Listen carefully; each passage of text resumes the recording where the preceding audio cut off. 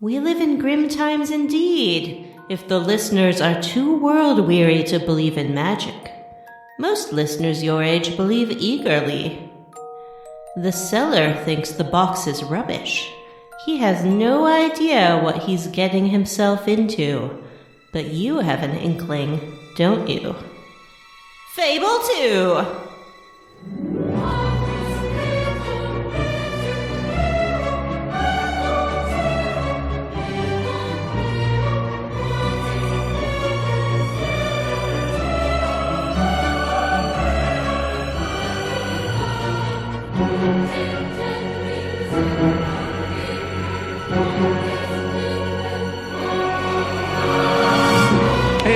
And welcome to Square Roots, the classic RPG podcast. My name is Jim Banks. I am joined by Matthew Van Zandt.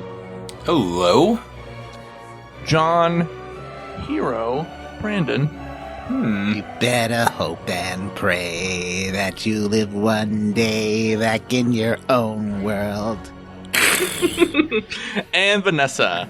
I'm Vanessa. And this is a podcast where we play and talk about your favorite classic RPGs like Fable II. What? Hey, this game, I don't know that I'd say it rules, but it doesn't suck to play. I would definitely say it rules. And that's been our review. Yep, that's roundly Thanks for listening. On to the next game. It's like sinking into a warm bath. There's not a lot of challenge, but it's fun and very pretty, except for the character models, which are disgusting terrors. I like that they kind of made the population of Albion to be like just a bunch of idiots. A bunch of ugly idiots. It's like it's set in a Monty Python, you know? Kind of. Or a Discworld. There's a lot of Discworld. Item descriptions that remind me a lot of the Discworld. I love Discworld. Me too. Absolutely adore it. There's a Discworld adventure game we could play one time. Oh yeah, I actually did play that. We may have talked about this before. I could not get more than like 2 minutes into it. Oh. I would love to play it though. We absolutely should. Yeah. I've never read Discworld, and I'm not ashamed to say it. I never have either, honestly. Ah, nice. I was more of a Shannara kid. They're not kids' books really. It starts off real like Monty Python and the Holy Grail, and it's kind of not great for like 5 books. And then I don't know, love the guy first just 5 books. Well, he's got like 35 books. They're all short. The guy hits his stride, and it becomes one of the best series in the world. Maybe it's not 5. Maybe it's like the first. I really like the 2. first one. I think the first one's my favorite. You know what? Maybe I'll check that out. You know who? I would never recommend starting with the first one, though. Everybody says it. Start with the watch books or something. I'll tell you which one to start with. No, Do not start I don't with like the fucking watch Light books Fantastic that much. or whatever. Maybe we can start a thread in the Facebook group or something about Discworld. That's a good idea. recommends. Yeah. But you know who is the biggest Discworld fan? Who? My mom. Peter Molyneux. Oh, your mom. Oh. Yeah, your mom and I like the loves same books. Those books. Yeah, you do. It's kind of weird. Is your mom reading N.K. Jemisin these days? Because she's phenomenal. I don't know. She should. Tell her she should read N.K. Jemisin. So anyway, podcast, classic RPGs like Fable 2. Hey guys, before we get into whatever we're going to call the Fable 2 quest log, which is probably the quest log, I guess. But what we got to do, don't forget that we have to talk about our history with the game as well. Oh yeah, but first, let's do a level up. I got a ton of level ups. You need to go first, then. Okay. I may have been trying to distract myself this week, so I did watch about 10 movies. Please name them in alphabetical order. Oh, I remember they were like children's movies. You watched kid movies. I did. Well, some of it. Some of it was kids' movies. Most of it was kids' movies. It was all kids' movies except for the last one, which was the worst one. So I watched a bunch of the Disney live-action remakes, and I'm not going to go review them all, but I will say I liked The Lion King. You know, it's The Lion King. I love The Lion King. Even if it was kind of not quite as charming, it's like, it's a movie that it can be a little less charming because it has so much charm to spare that it's still a great movie. Yeah, it's fine. The animals look great. I did vacillate between being like, wow, this looks incredible. Like, look at that animal. He looks amazing. And wow, this is the brownest movie I've ever seen. It's just fucking It's like super yellowish brown. It is, yeah. Whew. A lot of brown in that movie. So, anyway, pretty good. I also watched Aladdin, and I did sing some of the song to John, and he did get mad at me. Listeners, that's a callback. I liked it a lot. Will Smith I thought was great, other than when he had to act as not Will Smith, and then he was terrible. And I watched Beauty and the Beast, and the Beast looked terrible, so I hated it. And also, they made him even more unlikable than he already was. And he was kidnapping a woman and forcing her to fall in love with him. And then they made him, like, really obnoxious as well. It was terrible. Who played the Beast? Well, I don't even know. I actually fell asleep, like, as the transformation scene was happening, and I don't know who it was. But I was about to say, does anybody, before I move on, want to say anything about these movies? I know who played the Beast. I just want to know who played the Beast. Who played the Beast? Ron Perlman. Ron Tillman? Ron Perlman? Linda Hamilton. John, of course, is referencing the late 80s, early 90s classic television series Beauty and the Beast, starring That was, I Ron believe Perlman. George R.R. Martin was the showrunner for that series. Yeah, A showrunner? Yeah. If you like Game of Thrones, Or check producer. out Beauty and the Beast. It's exactly the same. Yep. The Beast in the live-action Beauty and the Beast was played by Mr. Guest himself, Dan Stevens. Oh, was it Dan Stevens? That's right. Wow. Dan You know, it's Stevens. funny. If I'd realized that, I might have liked it more. But he looked so bad. And it's tough because the Beast, and to me, the animated Beast is like one of the best designs that's ever come out of that company. And then for the remake to be like, now here's a terrible looking version, I was like, ugh. Look Didn't out you for just the wanna- Beast in our Kingdom Hearts 2 playthrough coming up soon. Never. Didn't you just want to smooch him? Didn't you just want to smooch that Beast? The Beast? No, because I would get hair in my mouth. Yeah, you would. Yuck. It was, I don't know. I kind of want to talk about it now. It was pretty funny how, like, they did this stuff, like, where the Beast doesn't know how to eat anymore and he just, like, shoves his face into the bowl. But then, like, 2 minutes later, he's like, oh, I had an expensive education. And I was like, this is what? He has animal instincts, Matt. None of it works. All right, moving on. I did also watch 2 movies, one of which was great and one of which was not great. The first movie was Batman versus the Teenage Mutant Ninja Turtles, the animated movie. Can I guess if that was the great one or the not great one? You can. It's not really a guess because you told me you liked the Teenage Mutant Ninja Turtles one. I watched it with my kids and my brother, and we all had just a phenomenal time. We all literally, even my brother, just laughing and laughing. Michelangelo's hilarious. They play the humor up a lot. It doesn't feel like Adam West Batman, but it doesn't feel like dark, broody Batman. It has Batgirl, and she's in her Batgirl of Burnside costume, and the snaps on her cape come into play. Listen, I loved it. The other movie I watched was called Deathstroke Knights and Dragons. It's also I guess Batman and the TMNT was probably a Nickelodeon animated movie, but you know that DC or Warner Brothers does these DC animated movies, and this was like, I didn't know what it was going in, and that was part of the problem. It turned out to be like a Deathstroke origin movie, and it was super well animated. It looked amazing, and it was maybe the most boring thing I've ever seen. Hey, is that Batman Samurai animated movie any good? Batman Ninja? Yeah, we're like No, it's fucking terrible. Oh, is it really bad? Yeah. Okay. Yeah.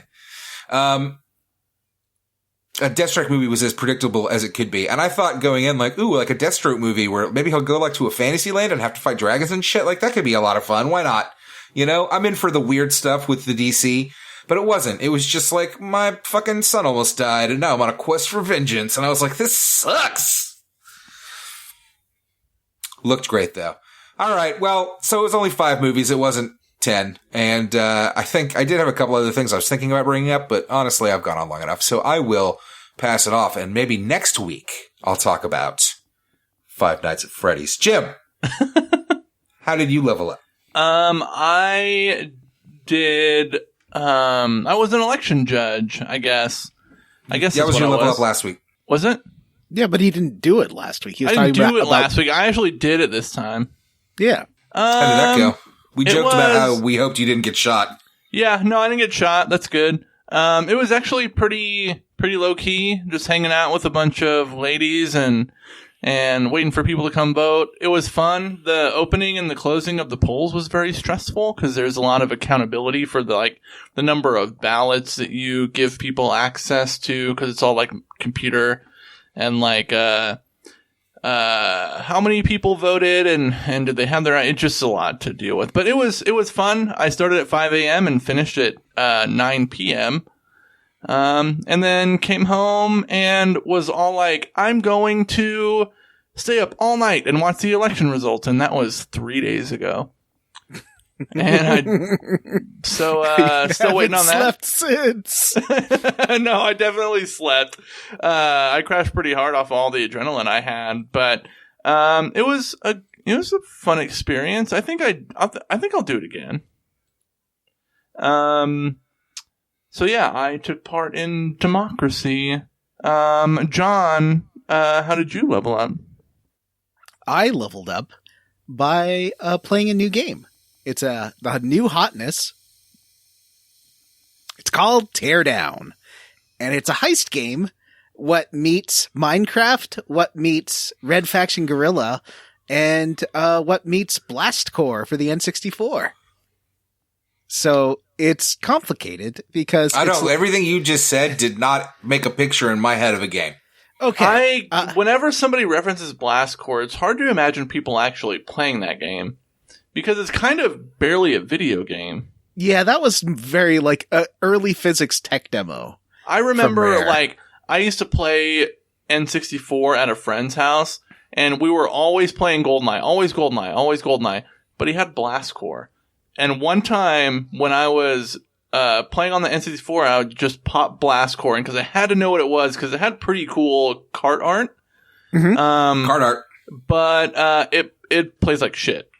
It sucks. It's like a top-down construction game where you're driving a dump truck around and it's like, this sucks. And you smash through buildings. It's great. It's the worst.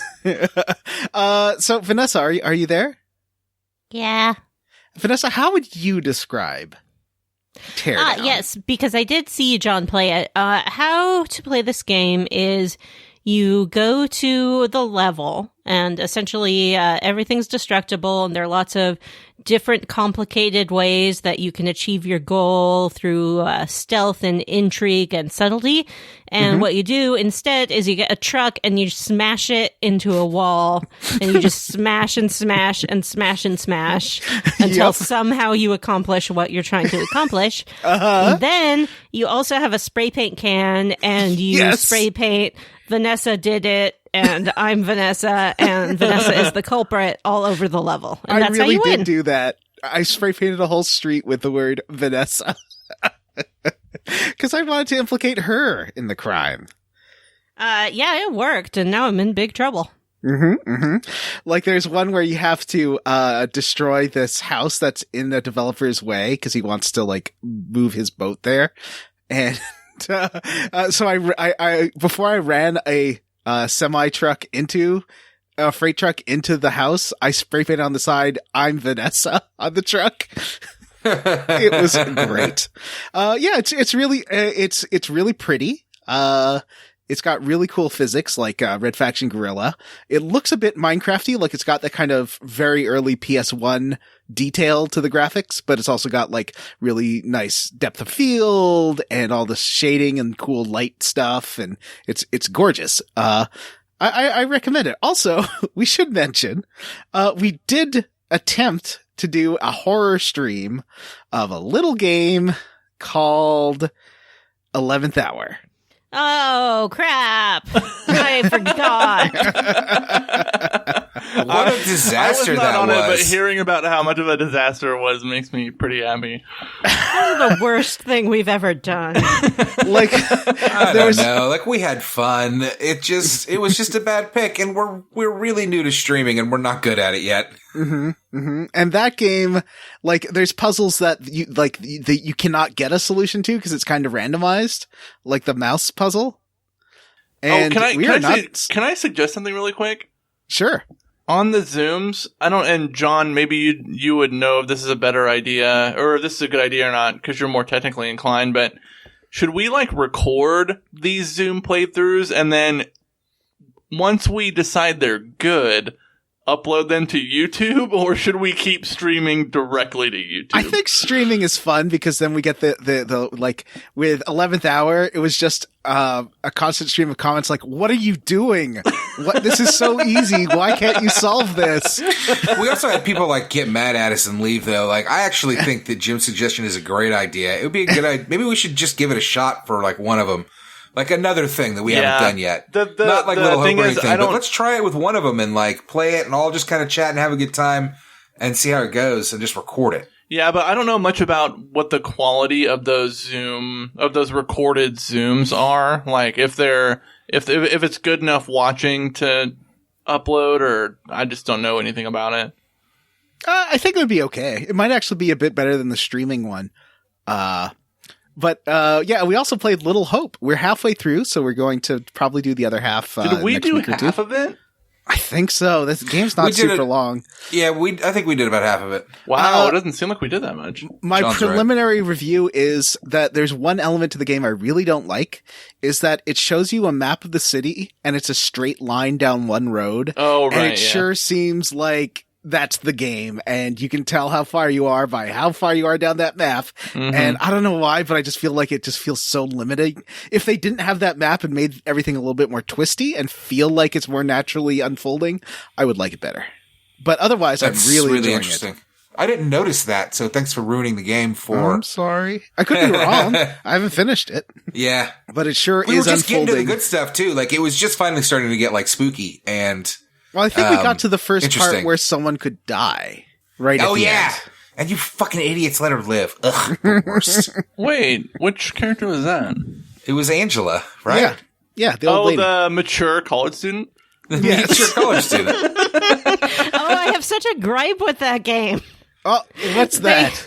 They have this woman who, like, when they introduce everyone, they show, like, their age and talk about them. And they show this woman who's 43 years old, and her model looks like she's about 60. Yeah. And if you look at the actress who portrays her, she looks 20 years younger than the, like, Yeah, rendering that they aged her finally way did up. with her. Which is crazy. It's like, have you not seen a 43-year-old woman? I thought she was 47. Well, Or even 46. so, John Brandon, That is 5 years older than me. Charlize Theron is 45. Charlize Theron is also a multimillionaire who can live, like, a fucking amazing life. Well, Johnny keeping Brandon herself is in 41. perfect shape at all times. And I don't think I And in look perfect health.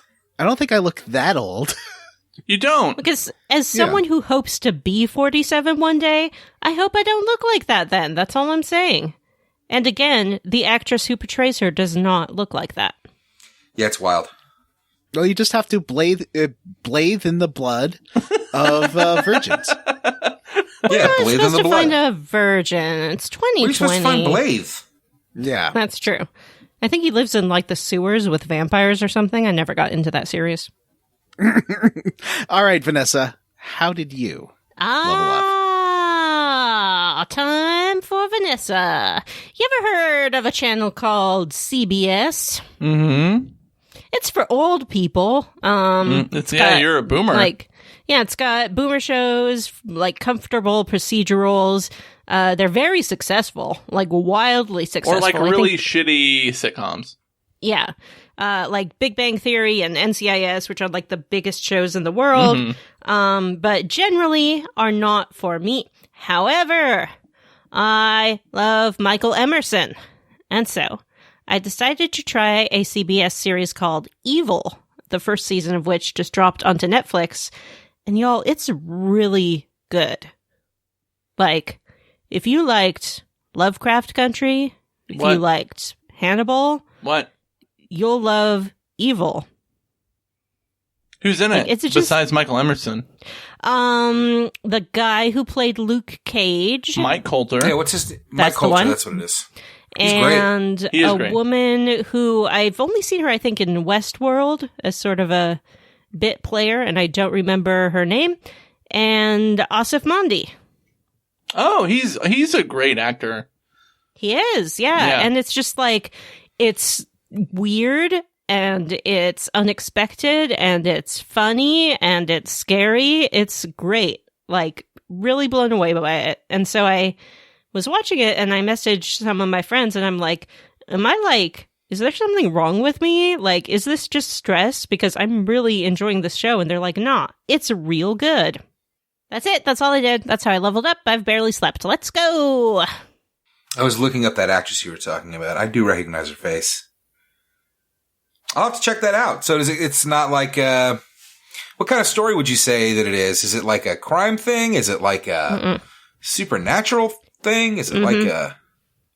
Well, it's about a group of people who work for the Catholic Church, and some of whom are devout and some of whom are not, and they investigate supernatural occurrences, and for the most part, like, not to give too much away, they don't find a whole bunch. Like, it's left very vague, but it's very good. So, well, Vanessa, were you the last one? Who's left? John? Yeah, I'm the last one, and again, Destiel is canon. Yeah, and Michael Emerson. I'm always happy to see him. You may remember him as Ben Linus from Lost. Yeah, isn't he one of your weird crushes? I never said that. Because weren't you like going on about person of interest just because he was on it? Hey, Vanessa, you said that you had watched those Disney live action remakes. What did you think? I've only seen Beauty and the Beast. Oh, okay. I think Aladdin is The Lion King is one of my favorite movies, so I can't really be objective about that. But if you're bored, that Aladdin movie's not bad. That much. I'll probably watch it eventually. That Aladdin's not bad. Will Smith gets to just kind of be Will Smith, like funny Will Smith, and like that's the best Will Smith. So as Genie, he just kind of plays. He doesn't try to be Robin Williams. It's good, and the main actor and actress were great, and there was like a lot of Bollywood type stuff, and it made it like fun. Those songs are good, boy. The songs are was that great. one that John was yelling at us for singing the other night? No. Prince Ali, no, stop it. fabulous he. Stop it. Oh, I don't want that in my John head for 3 was like months. very serious in PUBG. He's like, don't do that anymore. Don't. And they have like a Will Smith version of it that I legitimately like. I said when we were talking, I legitimately like rolled it back and watched it again. It's like a Bollywood Will Smith number. It was fucking great. Does he say Did you feel like Shut up. Did you feel like you're in the Willenium? Oh wait, did you make a Willenium joke? Yeah. So before we talk about, after we talk about how we level up, but in a first episode, what was your Willenium joke going to be? Oh, just did you feel like you were back in the Willenium? Oh, okay. That's good. we usually like to talk about our experience with the game before we discuss the game. So, who would like to talk about whether or not they've played Fable 2? Let me look. Has anybody got any hands raised? No. Vanessa. I played Fable 2. Yeah, you did. Yep. How'd you like it? It's fine. I mean, I liked it well enough to play Fable 3. We'll put it that way. Jim. Well, Jim? I also played Fable 2 when it came out. I remember I think I got all or most of the, they're not called achievements. What are they called in Xbox? Achievements. They're achievements. Who fucking cares? Trophies are PS3, Oh, so 4, they are 5. achievements. So I got all the achievements for the game. I remember, but like that was the year it came out, which was in 2000 and, do we know? 2008. And I have felt no urge to come back to the Fable series ever since. I didn't play Fable 3. I've had access to Fable 2 as a Game Pass game for at least a year. I like it, but never felt the need to go back and play it. I felt like I had experienced everything about Fable that I needed to as a person. Yeah. And so I just never went back to it or felt like I needed to. But I burned through this game in a weekend while I was supposed to be playing Chrono Cross. Which you never finished, did Which you? I never finished. But I burned through this game in a weekend, and I've since played the DLC. I am currently messing up every local economy in the game to get as much gold as possible. Yeah, I like this game. What about you, John? Hang on. Do you think that you will, when we get to it, be excited for Fable 3 now? You know, I've been thinking about dipping into it, but I'm like I haven't dedicated. I need to finish Dead Space 3, then Fable 3 might have room in my heart. I mean, we'll have to do it on the show eventually. Yeah. How long did it take for us from Fable 1 to Fable 2? A year and a half? Yeah, something like that. Yeah. Yeah, we've been kind of burning through games. You know? That's how we do. One of those years. John. Hi. Hey, bud. Hi. What you want to tell us about your history with the game? I bought it when it came out. I was excited. Although I did buy Fable 1 before. I wasn't a huge fan of the original Xbox version. The 360 remake is a lot better. I did play this, and I really, really liked it. I remember thinking it was the best looking game I'd ever seen. Going back and looking at it now, the character models are so hideous, but the environments hold up. Like, walking around is really nice. Like, unlike stuff like Skyrim, there's a lot of motion to the trees, and there's just really beautiful sunsets and sunrises. It's fun walking around. The zones are pretty big. Like, Rook Ridge is huge. It's got like lots of levels. It's really vertical level, which is really cool. Mm-hmm. So it's not an open world game in like the one map open world, but it still feels fun to explore. Like a lot better than Fable 1. Oh, I'm kind of reviewing the game now, but, I did love all the side quest stuff, like finding the silver keys and, the gremlins. I don't know why this game, I got so much more addicted to that than any of the like Grand Theft Autos and all that, but I really like finding the side stuff in this game. But it's fun and goofy in this, and in Grand Theft Auto, it's like fucking shoot all the pigeons. Yeah, that shit sucks. Yeah. Yeah. This is definitely Oblivion plus Zelda equals Peter Molyneux rubbing fingers together. You know what I mean? It does.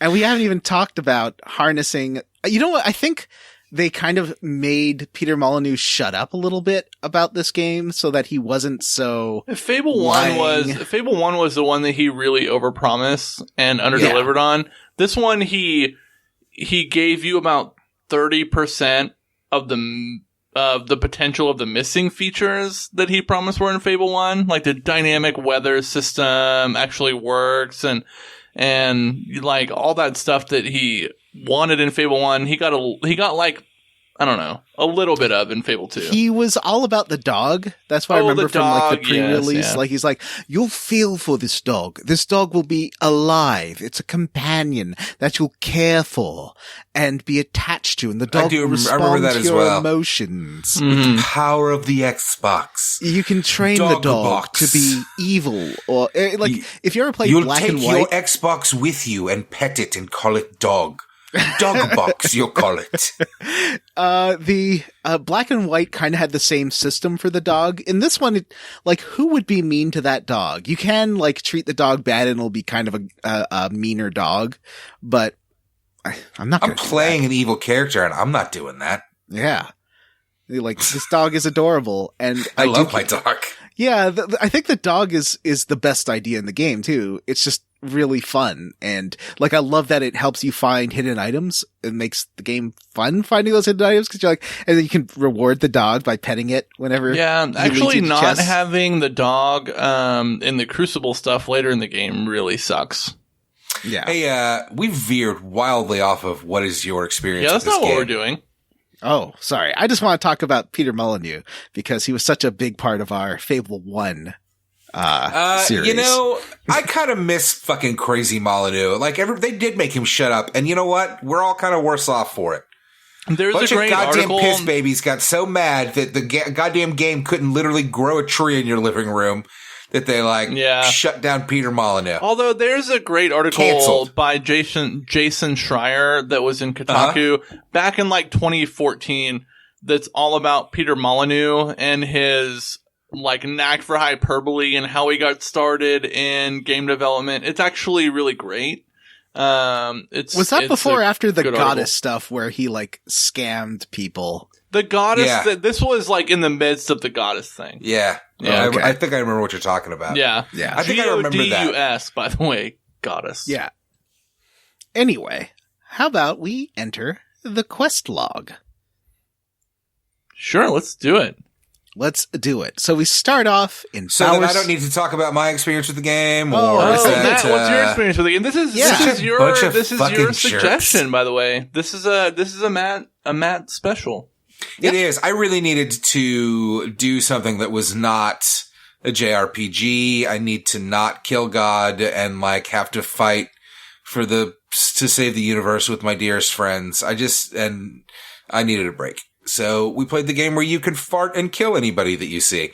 And I'm really enjoying it, obviously. This is not my first time playing it. I also completed it, which makes me wonder, is this the first game that we've all played and all beaten before? I think so. I think it might be. Yeah, might be. Wow. because- Who would have known? Milestone. We didn't all do like Final Fantasy VII?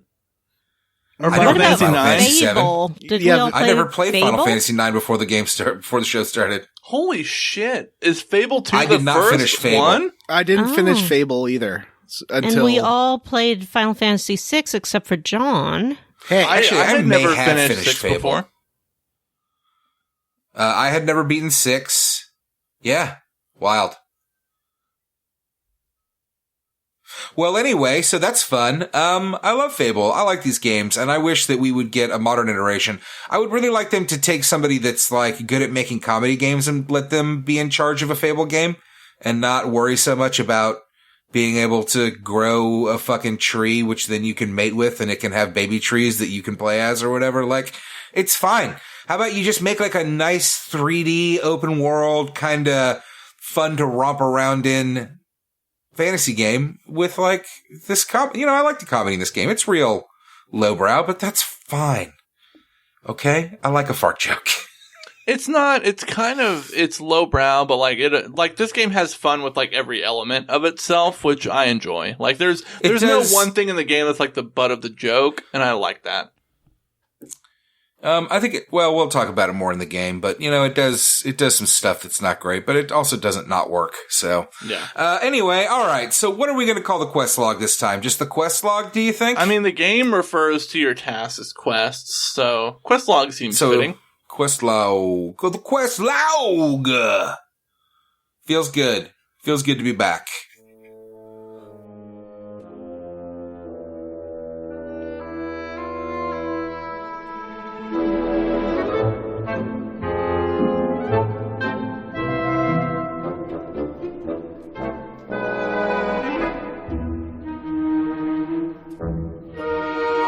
I really want to know how you guys felt about this opening. John, can you kind of take us through what happens in this like weird cold open? Sure. You start on a bird. A bird flying through a winter city. It's like a little sparrow. I guess A warm sparrow open. flying over a kind of a bit more modern looking than Fable 1 city. Like, not quite Victorian, but like, I guess like 17th century sort of England. Getting a little bit of steam going in there. And then the bird is just majestically swooping over the city and then poops. Because it's a British game and they love their poop jokes. And it poops on either a little boy or a little girl. And, Ooh, I want to know who's playing as who. I am playing as a boy because I want to make him a beefy boy. What about you, Jim? I am playing as a girl. A Ooh. beefy girl. Oh, nice. Vanessa? I am playing as a tall girl. Ooh. Jim? Or no, Matt? I am also a beefy boy. Why would you not be a beefy boy? That's what your health is tied to. Everybody's beefy in this game. You be crazy not to be beefy. Slightly Yeah, I don't wanna play it on skinnier. hard I mode. found you can make yourself a little bit skinnier. I found because I was constantly getting. We can talk about this later. You don't get to talk about what you get to find in the game. You played the whole game. You're not going to spoil it for the rest of us because you can't keep track of what's come already. All right, John. He was about to talk about the DLC too, and he knows full well that hasn't come yet. We're in the prologue. I know. Yeah. Somebody else has to play the DLC, by the way. I probably will if I am enjoying the game and I rip through it fast. I'm halfway through this game, so I got halfway through this game in a weekend. I'm still not entirely sure if I can move my save over to the Series X or not, so I might have to replay it. So we will see. Can we just get to the first demon door so I can talk about how fucking great they are in this one? We'll get there. So you and your sister Rose are little homeless orphans. I believe we have a term for that on this show, John. What is that? They are garbage orphans. They are garbage orphans. But actually. they're the sweetest. They're But just they're up there. not. Their clothes are like made of toilet paper. They're It's like so sad. they're like hanging out with all the drunks. Like This they're game goes Lisa. right for the heartstrings in such like a ham-fisted way, but it still kind of works. Yep. Embarrassingly Because enough. they're cute kids and they're Yeah. sweet. And they're well like the sister Rose, the voice actress they got for her is really good. Mhm. In fact, like so- every NPC that you interact with here, I think, is a notch above every other NPC in the game in terms of how they interact with your characters and the caliber of their voice acting. Right. So you see a trader coming by with a bunch of artifacts, and one of them is a music box. And Rose and you notice it, and behind you, You has a name. What's Yu's name? Sparrow. Sparrow. Oh, that's right. Sparrow, that's right. And You has a name, I said. you has a name. You Davies. Oi. So there's an old blind woman named Teresa. I don't think you find out her name until a little bit later, but she does stand behind you and she's got like this sort of ominous voice that's not quite good and not quite evil. And I think she's the best thing about these games. Yeah, can we explain her, and somebody else will have to do it because I don't fully understand it, but she's the same character from Fable 1. Yeah, she's your sister. Yeah, From Fable she's your 1. sister. Oh, and Hey, actually, I was kind of thinking about asking this. Can somebody remind me what the fuck happened in Fable 1? I couldn't remember. That's why I wanted somebody else to take that. You because was I definitely don't a little remember. boy, and your village did burn down, and your family died, but then you did find your sister, and I think you also found your mother, didn't you? And you're going to hero school, but it was being run by evil people, and they were trying to like find a hero. There was someone named Jack of Spades or something. Your mother was captured, right? She didn't die, and you had to go rescue her. Was it mother or father? Remember? Mother. And then your sister was blinded somehow. Yes. Yeah. And she's the one who's back. So yeah, you did find out that you were the king in the end. Is that right? Or part of the king's... You I don't do. It remember. does kind of... It likes that Arthurian thing. It likes to touch on it, but it doesn't Yeah. like to go whole hog Yeah, on this it. game doesn't really have anything to do with that, though. It kind of does. Because Well, I mean, the sister is your foster mom. your So I fuck think buddy? yeah, your fuck buddy. No, Your fuck foster mom. She's the like mentor character, Yeah, she's your foster mother in this game. I guess. So it ties I directly do in. like that the... She gives big Kreia vibes, don't you think? Yeah. Which one's Kreia? Kreia's Star from Wars. Star Wars KOTOR 2. Oh, yes. Because once again, you can't put a finger on whether she's neutral or good or evil. And I really, really like that. So she says, if you remember Vanessa's opening speech to this episode, that, she would find it sad if kids don't believe that in magic. But, she also knows that you and Rose do sense the magic of it and suggests that you buy it. But how can you buy it? You are poor, starving orphans, and you would need 5 gold pieces to buy it, which would be enough for food for a week. And she's like, well, you could buy food for a week, but then you'd have nothing. You buy this, and you might have it all. And she's like, why don't you do something you've never tried before? Get a job. Turns out your poverty was just your own fault because there's Yep. Kreia. lots of opportunities to earn money right Ugh. under their noses. Wow. Well, look, I mean, they've lived, so they must have been doing odd jobs around. I don't think the game doesn't seem to imply that they've never tried earning money before. I guess that's true. In fact, they sort of outright refuse to do work for some shady figure at the beginning. Right. Is that Arthur? Mm-hmm. Well, Alpha. You can do work for Arthur if you want to. Or is that right at the beginning where he's trying to ask them to do something? Even before Yeah, this? it's right at the beginning, and Right. your sister's like, we know what kind of work you want us to do. We will do it. So there are a few tasks that you can do. Like the first of all, the game presents you with Sheriff Derek, who's like, I lost a bunch of warrants. They're all spread around the town. They blew down an alley. Can you help me find them? And of course you can say yes. There's also Barnum, who's got this new photographic device and he wants to take pictures of you, doing expressions. You can do a rude expression or a nice expression. I, of course, accidentally did a rude one. I was trying to do a nice one. No, did you do fart, my butt? I did do fart, my butt. What did you do, Vanessa? I did flex pose, because I'm a big child. Wah! Aww. Jim? Sorry? For Barnum's photo, what did you do? Were you farting? Oh, no, I didn't I fart. farted, for sure. I think totally farted. I did something that he perceived as rude, but I don't remember what it was. It wasn't farting. Did you guys fart? Yeah, I farted. And Yeah, I immediately in this beginning part did everything bad. Like, I immediately nice. started trying to get those evil points. Well, you'll have to tell us about that. But when you go down the alley, you are confronted with the mean kids of the neighborhood who are abusing a dog, which is basically the worst thing that anyone can do. And your sister tries to pick a fight with him.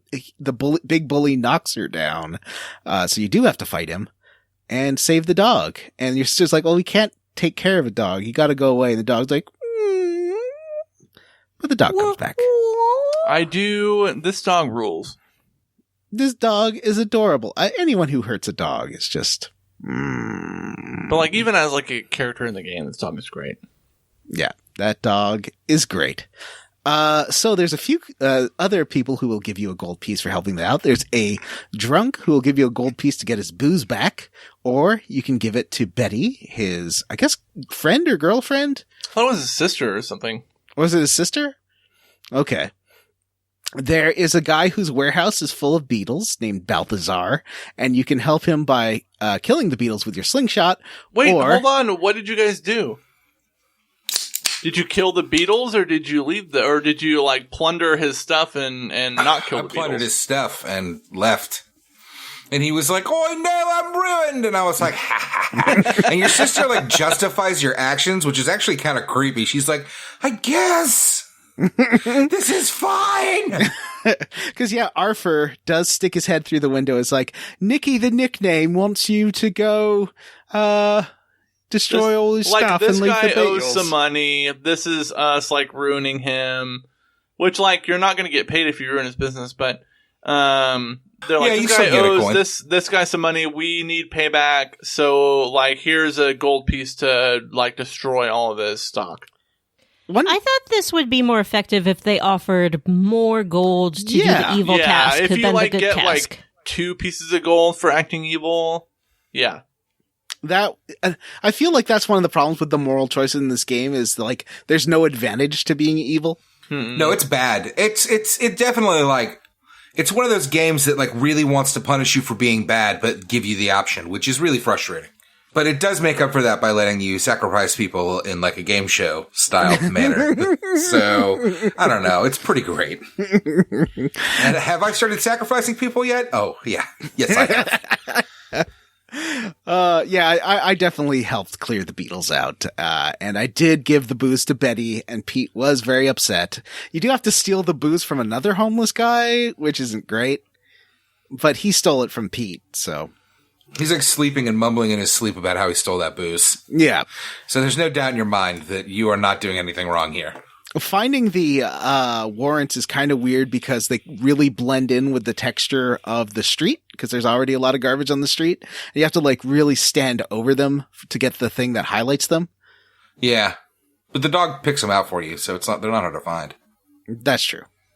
Well, some of them, not the ones in the alley, but anyway. And the final thing that you have to do is, once you get all the warrants, Arthur does ask you to give them to him and he'll give you a gold, or you can give them to Sheriff Derek. I, of course, gave him to Sheriff Derek. And finally, the last one is Monty and Belinda, a couple of young lovers. He does write some terrible poetry and wants you to give it to Belinda, but on the way inside the house, Belinda's mom stops you and is going to give you a gold, but you can sneak by her and go upstairs and give it to Belinda herself, or you can give it to the mom, which neither feels like good or evil, because it was actually, this one is a conflicted one for me, but this was like the first point in the game where I was like, I wonder what would happen if I kind of tried to like trick the AI, where like, is she really going to catch me if I like run in and grab it and leave? And she never did, even though I ran directly by her. So like this like tells you that you can play pretty fast and loose with this game's like NPCs. Yeah, that's what and the I did. I morality just thing. scooted right past her. I was like, goodbye. Yeah. I handed the note over to the mother, and she ran outside, and I think she murdered the man, or maybe she just started beating on him. I gave it to Belinda, and then her AI got confused, and she tried to walk through the door for about 5 minutes to go talk to Monty. Cool. It was wonderful. And, so I gave it to Belinda, and she did go profess her love to Monty. And, I guess they're going to live happily ever after. The mom seemed very upset by this whole thing. Yeah, the guy's like an old creep, and this is a young girl. It's not great. I disagree that your choice was the moral choice. Yeah, but the mom was also like, scrub the floors, Cinderella. The mom is like treating her like a house servant, so Right. It seemed to kind of indicate that that was the real reason she didn't want her to get married, because she'd Kids have lose to do chores, gang. Like that's part of the fucking deal. I work hard. But didn't Kids can do something some chores. happen? I work hard. Didn't Monty say something that Belinda was like, I don't know about that. I can't remember. I thought there was something at the end where it's kind of like, you don't know if they're gonna run off together or not. I was under the impression that they were definitely going to run off together. Okay, maybe I just misunderstood something. So you do go and buy the box, and you take it back to near your little house, well, like your little shack, and you make a wish, and your wish is to go live in Castle Fairfax, where Lord Lucian lives, because you just imagine what the dinners would be like, and the grand banquet hall, and you're kind of fixated on that, and then the box opens up and disappears. And you're like, oh, well, there goes my money. Guess we'll go to bed starving. Mm-hmm. You're also told that Lord Lucian's wife and children have died. Yeah, Right. and that he kind of lives alone in this keep.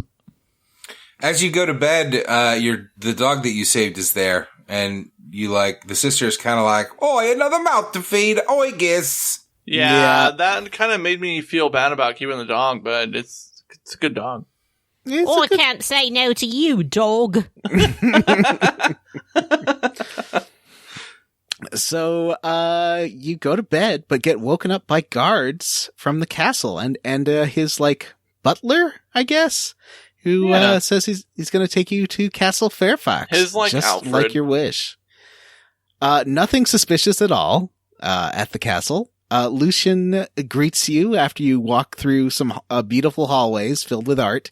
You find out that he doesn't actually use the dining room after his wife and child died. He takes his meals in his study, where you go meet him, and he asks you to stand on a very not suspicious magic circle. Yeah, he's like, don't worry about it, just stand on there. And There's a twist here. All right. What's the twist? You don't just make the magic circle glow. So he's originally interested because he heard that you were able to use the music box. And then when you stand in there, he makes a remark that you're the fourth. He's like, "Oh, you're not one of the three. You must be the fourth." And then that's why he does what he does. Yeah, Right. he starts freaking out, and he's like, there's two of you, but there's supposed to be four, and you're not one of the three, and that makes you the fourth, but what about the other one? Oh, I can't take any chances. Mm-hmm. So he does murder the both of you. He straight up executes your sister right on the platform, and then he shoots you, and you get, I think, the best cutscene of the game. Mm-hmm. Which is your little, in my case, it was a little girl getting shot out of a window, and it looks really good.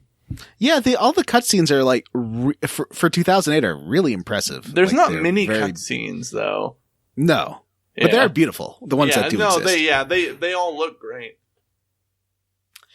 I do want to say, in Lord Lucian's defense, he's sorry, and he says so. He's like, sorry. So sorry. Sorry, shooty time. I do think he's like kind of the best character in the game. Mm-hmm.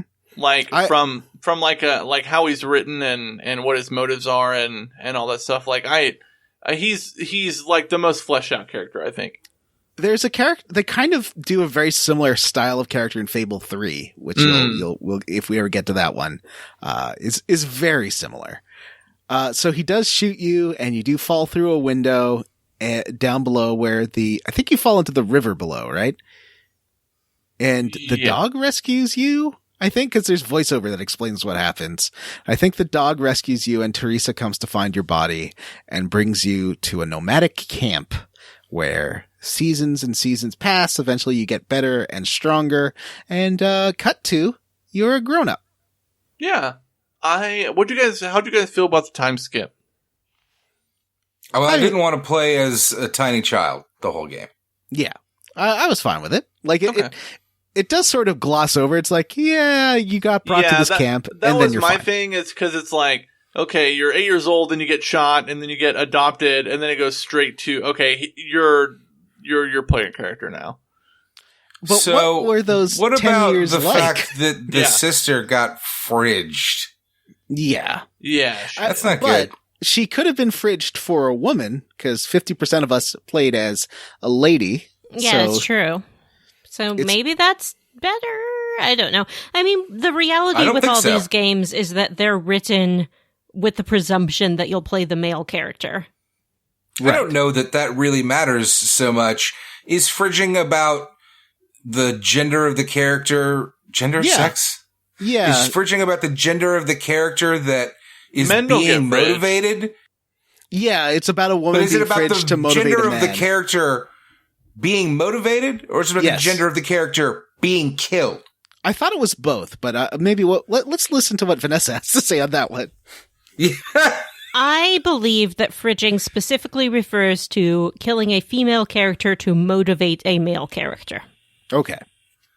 So Vanessa has decided to go the pedantic route. I kind of agree with her, though. It's a different dynamic because it's about how disposable characters of female gender are. Yeah, it's about violence against women, and that's why I think that what matters is the gender of the person being fridged. Is my counterpoint. But I think it all depends on how you characterize the other person. Because, like, yeah, to Vanessa's point, women are generally disposable. Like, they're just disposable, like, fuel for the male characters, like, motivations. But men really haven't been used that way, I guess. I also think this game is interesting for its large amount of female characters. And you can definitely have women talking to each other and not about men in this game. True. That's a good point. Mm-hmm. But really, nobody talks to each other very much. Yeah. No. This is not a dialogue. I'm playing as a female game. character, and I forgot, honestly. I thought that I was playing as a female character, and when I went to sleep with the first NPC, I was like, yes, I do want to use a condom, and it kept, like, blanging it out. I was like, why can't I use the condom? And then I was like, oh, I'm a female, and she's... Hey, there are ways... if you want to practice really safe sex. Not according to Peter Molyneux. Well, Peter Molyneux... I don't have very much more to say about that. Yeah. I mean, there's no need to get graphic here. Just another promise undelivered. Right. They should have mouth guards in this game. You'll be able, with the power of the Xbox 360, you'll be able to protect all sorts of genitals. Your mouth, your bussy, whatever you want to protect will be protected. He said it. Is there, are there gay relationships in this game? Can you marry a man or a woman if you're a man or a woman? Yep. That's fun. Yep. Well, there were in the first game too. I thought there weren't in the first game. Yeah, you could hit on some men, I believe. Yeah, but you couldn't. Could you marry them in the first I game? think so. And it would be, because there'd be like, it was an unusual marriage, but they were nonetheless happy. I definitely did. Oh, that's good. In Fable 1. All right. Yeah. At least in the Then I anniversary misremember. edition. I don't remember in Fable 1 Normal Edition. And, Nermal Edition? Nermal Edition. So you wake up in In this, a box in Abu Dhabi. this camp. It's lots of like very pretty, what do you call those, carriages and wagons, and everyone seems very happy there. This is when you can finally start doing your expressions and getting people to fall in love with you. This was the first place I farted. Oh, that's a lie. And so the game doesn't really tell you what you and Teresa did for 10 years. Like, was she like a mom to you? Were you kind of left to your own devices? Yeah, and she you just know made what? sure Honestly, I think like the game really like kind of gives you the surface level of the most, like the lore in this game is really interesting, and like what Teresa's doing is very interesting. It's a great like way to move the plot forward, but the game doesn't do anything with it. Nothing. you could fill in the blanks with your imagination. Yeah, it does absolutely nothing. It doesn't even give you it in books. I know because I've looked over almost every book in this game. There's not a lot there, and it's a real bummer. The people in the encampment seem to know who you are, so that's something. You live there. Yeah. She's your surrogate mom. She's definitely your foster mom. I think I she feel kind of like- didn't. She just like make sure you didn't starve to death and left you alone. Yeah. She was waiting for you to come of age. I feel like I get more lore from like the loading screens than anywhere Yeah, totally. else. Absolutely. It's like I before do you 100% fall agree out with of the tower, like after you're shot, there's a loading screen that says, heroes can survive falls that would kill most people. And then you're like, oh, Yeah. okay. Checks out. Yeah, like I learned more about I wish the game was a little bit deeper in that sense. Like you don't have to voice everything. You can let an NPC tell me something I have to read. It feels like they like limited the NPC stuff to stuff that they could voice. And I don't know. Like I feel like I just was left out on a lot. Yeah. Apparently this game takes place 500 years after the first one. Yep. Yeah, but you don't know Teresa's whole deal. And having played through the entire game, you never figure it out. So So you do. She does say, okay, gather your things. I want to take you somewhere special. So you go to your chest. You have some basic sword, a basic arrow or crossbow, and you go get ready to go on your first adventure because there's a place she wants to take you to. It is an old tomb in the middle of Bower Lake. And she gives you a Bower Lake tomb seal, which is like a special Tomb Raider key to get through there. And, there are a few of these keys in the game. They have the coolest little unlock, little cutscene things. Yep. So you do go into this old tomb, and I thought it would be like a locked special place, but it is full of other explorers who somehow managed to get in there. Oh, yeah. Yeah, and you find there's a whole collection of letters you can get here, right? Yeah, About that's how pretty they fun. poison each other. Yeah. Yeah. There was a gem they found, which is just like a basic augment gem that you can, I slotted into a weapon at the end of this chunker, that they were killing each other over. And they all poisoned each other's food. Yeah. And then the one who survived like, well, I'm going to poison myself now just in case because I don't trust myself. Yeah. And I threw the gem into the lake where you can go find it. Yeah, it's actually a really funny little thing. But the game it pushes you to finish this. I feel like it's possible to skip too, but the game really wants you to go through all this stuff. Yeah, they're pretty much. Well, it does say like there's stuff to find outside of the. Oh yeah, we haven't talked about the breadcrumb trail, which was a very scandalous thing. Real I still hate gamers it. turn it You off, man. hate it? Are you Just kidding? You can turn it off? Yeah, you can turn it Oh, off nice. into the game options. You don't like it, Yeah, because people are like, you can make it invisible. people are like this makes the game easy. This makes the Oh my game gosh. too easy. It's like, I well, can't It makes turn me it off. focus Don't like on. It just makes me focus on the trail of gold in front of me and not anything else that happens in the game. Wow, I feel that's like it. Crazy I feel to like me. it. Wow. Where it like unimmerses me from the game. It annoys me. I'm glad that you can turn it off. I'm going to turn it off next time I turn You this know game what? on. I made it brighter.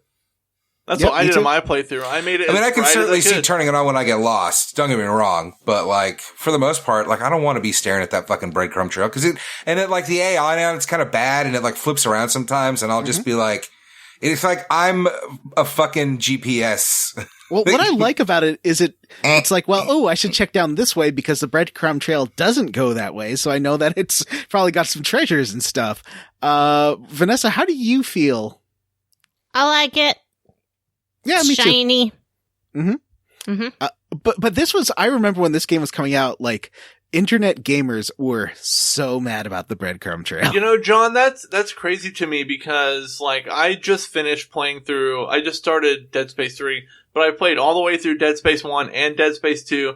The Dead Space games, like to me, are so fun to play because they always have that waypoint system where you can press a button and it will tell you the path you need to go next. And like, it just seems like such a helpful feature. Like, why would people be so opposed to a game, like, trying to be helpful to them? Well, I guess because like Dark Souls doesn't have your breadcrumb trail. You know, they're like, well, that's a real game Oh, for man. real tough men. Get good. Yeah, it's Exactly. just gatekeeper bullshit, especially Yeah, since that's it's crazy, too. optional. Like, if Bloodborne, maybe Bloodborne kind of would have been fucked up by it, but like Dark Souls, maybe I could see. But like, yeah, a little like pulse system where you can see where you're going. I'm down with that for like every game. Anyway, Just artificially inflates the playtime if you don't have that kind of thing. Yeah. and you Yeah. can turn it off if you don't like it. You can totally play the game without it, and it's fine. Like this game's not difficult even without the breadcrumb trail. No, Yeah. Yeah. it's not. Hey, can we talk about the combat? Sure, because you do get into your first fight in this old tomb against It's good. some more beaties. It's pretty good, and I like all the unlock stuff that I've started to get is really good. Mm-hmm. Getting like good rolls and like super attacks, and the spells are fucking great. What do you think of the spell system where like We don't if have you, spells yet. We're not quite there yet. Yeah, we're not quite there yet. All right. This is just but it does- the melee and the range, right? Yeah. So you get a do you get a crossbow? Is that your first? Yeah, you range? start You with get a a crossbow, crossbow. Yeah, crossbow. I just bought a gun in the game at Oakfield. Was it Oakfield? Yeah, I do like how there are. Well, no, Bowerstone is the first marketplace you get to, but like There's a pistol trader that walks Yeah, around there is. at Bower Lake as well. I do like Oh, that okay. there's multiple kinds of range weapons. Like there's like flintlock or crossbow or like almost There's rifles and like pistols a and really crossbows. primitive machine gun. Like there's a Mhm, lot of the like really blunderbuss. kind of fun variety. I thought a blunderbuss was like a musket. It's like a Yeah, me too. shotgun. Mm. I thought it was like a shotgun. It is like a shotgun. So you get through there and then you find my favorite thing in games. We've seen it like 4 times now, an exposition mural where Teresa talks through this mural that you see that tells you the story of Fable 1. Just Tell like us in the This story of mural Fable was 1. in Fable 1 as well. Mm-hmm. Mhm. This is the mural that filled out as we played. I think the lore to What? this game is awesome, and the game does not give you enough of it. It's a real bummer. What we sort of glean is that we are somehow descended from the first protagonist, Mhm.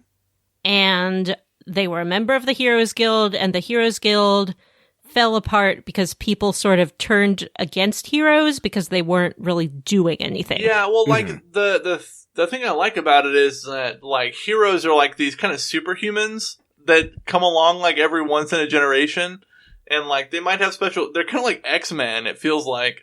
And then eventually the public turns on the X-Men, these like superpowered people, and then they just kind of disappear for a while.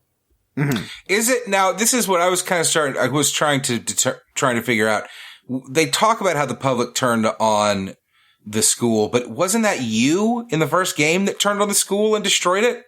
No, I think the school gets attacked. Or like the bad people of the school set fire. Remember there's like a big fire in the school and you're trying to rescue people? Yeah, you end up killing all of the fucking leaders of the school. Yeah, they were bad. Yeah, but that's what I'm saying. It talks about how the people destroyed the guild, but the school, but didn't we do that? Well, I think there's more to it's saying after Fable 1, heroes were shunned and disappeared. Yeah. Well, that makes sense. Yeah. So there is, she does tell you to step into another magic seal, which you think you'd be nervous about after last time, but it does give you magic powers, and then you can level up and use your skill points that you're getting from combat. What spell did you start with? I started with, Inferno. Vanessa. Force push. Nice. I started with shock because I wanted to stun people. What about you, Jim? Jim's not at his desk. I started with shock as well. What do you think? What do you think of the magic system where you hold the button down for area of attack and point at somebody for like ranged attack? I like it, except for time that the holding the left stick down version's not as good as the slowing time down version, which is much better. So you have to be careful not to do. Although I thought the first game had magic points, and this game doesn't seem to have any magic points, right? Did the first game have a bar that refilled? I feel like it did. Because it did shit for this. It's just timed in this. Like I mean, I appreciate the fact that there's no timers on screen because that always annoys the hell out of me, but it just does feel timed. Magic attacks. You can right? spam it, yeah. Yeah, you can. I do. I got shock and I just will shock everyone and then attack them one by one. Or then I started using slow time because that also is fucking great. Slow time breaks the game. That is the one you should max out because if you could all just stand still while I stab you. Yeah. It's great. But the game does make sure you don't have enough points to get slow time in this first magic round, so you do have to do some combat without it. But then basically the second set of level ups you can easily get slow time, and I did because it is very useful. There's also, have you noticed some boxes will give you XP for breaking? And it seems to be in some locations you'll get. Oh, really? Yeah. I haven't noticed that. I break boxes all over the fucking place. I think it was at Thag's place that I got some XP for breaking. It seems to only be in enemy dungeons. I wonder if I've broken boxes and then not hit the button to suck in XP and just didn't notice it. I'll try. We'll see. Maybe it was stuff stuck behind. Maybe, you know how it can get stuck? Like the little XP why does it bubbles? do that? So for listeners, the way the fighting works obviously is, is there a light and a heavy attack, or is it just a melee attack, a ranged attack button, and a spell attack button? Yeah, and you can unlock different moves. I think you can unlock a charge, and you can unlock dodges and. Yeah, I got a dodge roll, and you can also get they're called flourishes where you hold the melee button down for a minute and it'll rumble and then it'll behead or totally murder whoever you're fighting. Those are the best part of the combat, I think. Mm-hmm. Having to time your flourishes. Time make the game stupid easy. Yeah, having to time your flourishes though, because certain enemies will block or they'll have another behavior, and the answer to it is 10 times out of 10 a flourish. Mm-hmm. And they're just fun to time around certain enemy AIs. And yeah, the having no MP makes the time attack time pause so overpowered, but I don't mind. So you do get out of the tomb, and now that you're a fully powered up hero, you can go. She tells you to go to Bowerstone Market, where she'll meet you. But then there is a guard named Bert who will not let you through to Bowerstone because the bandit Thag is assaulting merchants, so he's blocked the road, so Thag can't get to those merchants. And he does suggest you take care of Thag And you get to his little camp, which is right next to the road. And there you see some villagers from the camp that you grew up in are there, and they recognize you, and they ask you to save them. Oh, I didn't realize that they were the same people. Their names are Bark and Regina. I didn't pay attention, I guess. And you do, so the key is in Thag's house, so when you get close to Thag's house, he does come out, and you can attack Thag. I killed all of these people, and I took Thag's head, and I left the villagers locked up for somebody to cart away. Most evil thing to do. Yeah, that guy named Dick, a bandit's like, oh, if you could give me the key, I'll take care of these. I'll make it worth your while. So how much did he pay for them? Yeah, did he give you lots of money? I don't remember. Oh, Did he pay me? But there is a demon door in Bower Lake. I love the demon doors in this game. They look fucking great. All right. Yeah. They looked bad in the first one. I liked the idea. They did not look good. This one, they look wonderful. Are they all tied to expression usage? No. Like it's other like gameplay systems. One wants you to be super fat. One wants your dog to do tricks. The tricks are tied to your expressions. This demon door wants you to act out the emotions of a story he's telling. You don't have enough to do it then, but I just love it. I actually just finished this today. Like, okay, this demon door, I just got all of the necessary so what is behind these demon doors? So they all go to a different kind of random place that you can't get to otherwise, but it's always these kind of single location, like it's a house, or it's like a really small landscape, or it's like a cave or something. Like, they're all these little mini places that basically just have treasure chests. And honestly, I think I've done almost all of them at this point. There's only good things in a couple of them. Oh, really? Yeah, this Bower Lake one actually has one of the better rewards, which I think is a luck augment that you can put on a weapon that will give you better damage and defense. All right. Well, so anyway, you head along from Bowerstone Lake to Bowerstone Market. And when you get there, Teresa is now communicating with you telepathically, and she tells you that she's running behind, so I guess you're meeting her there.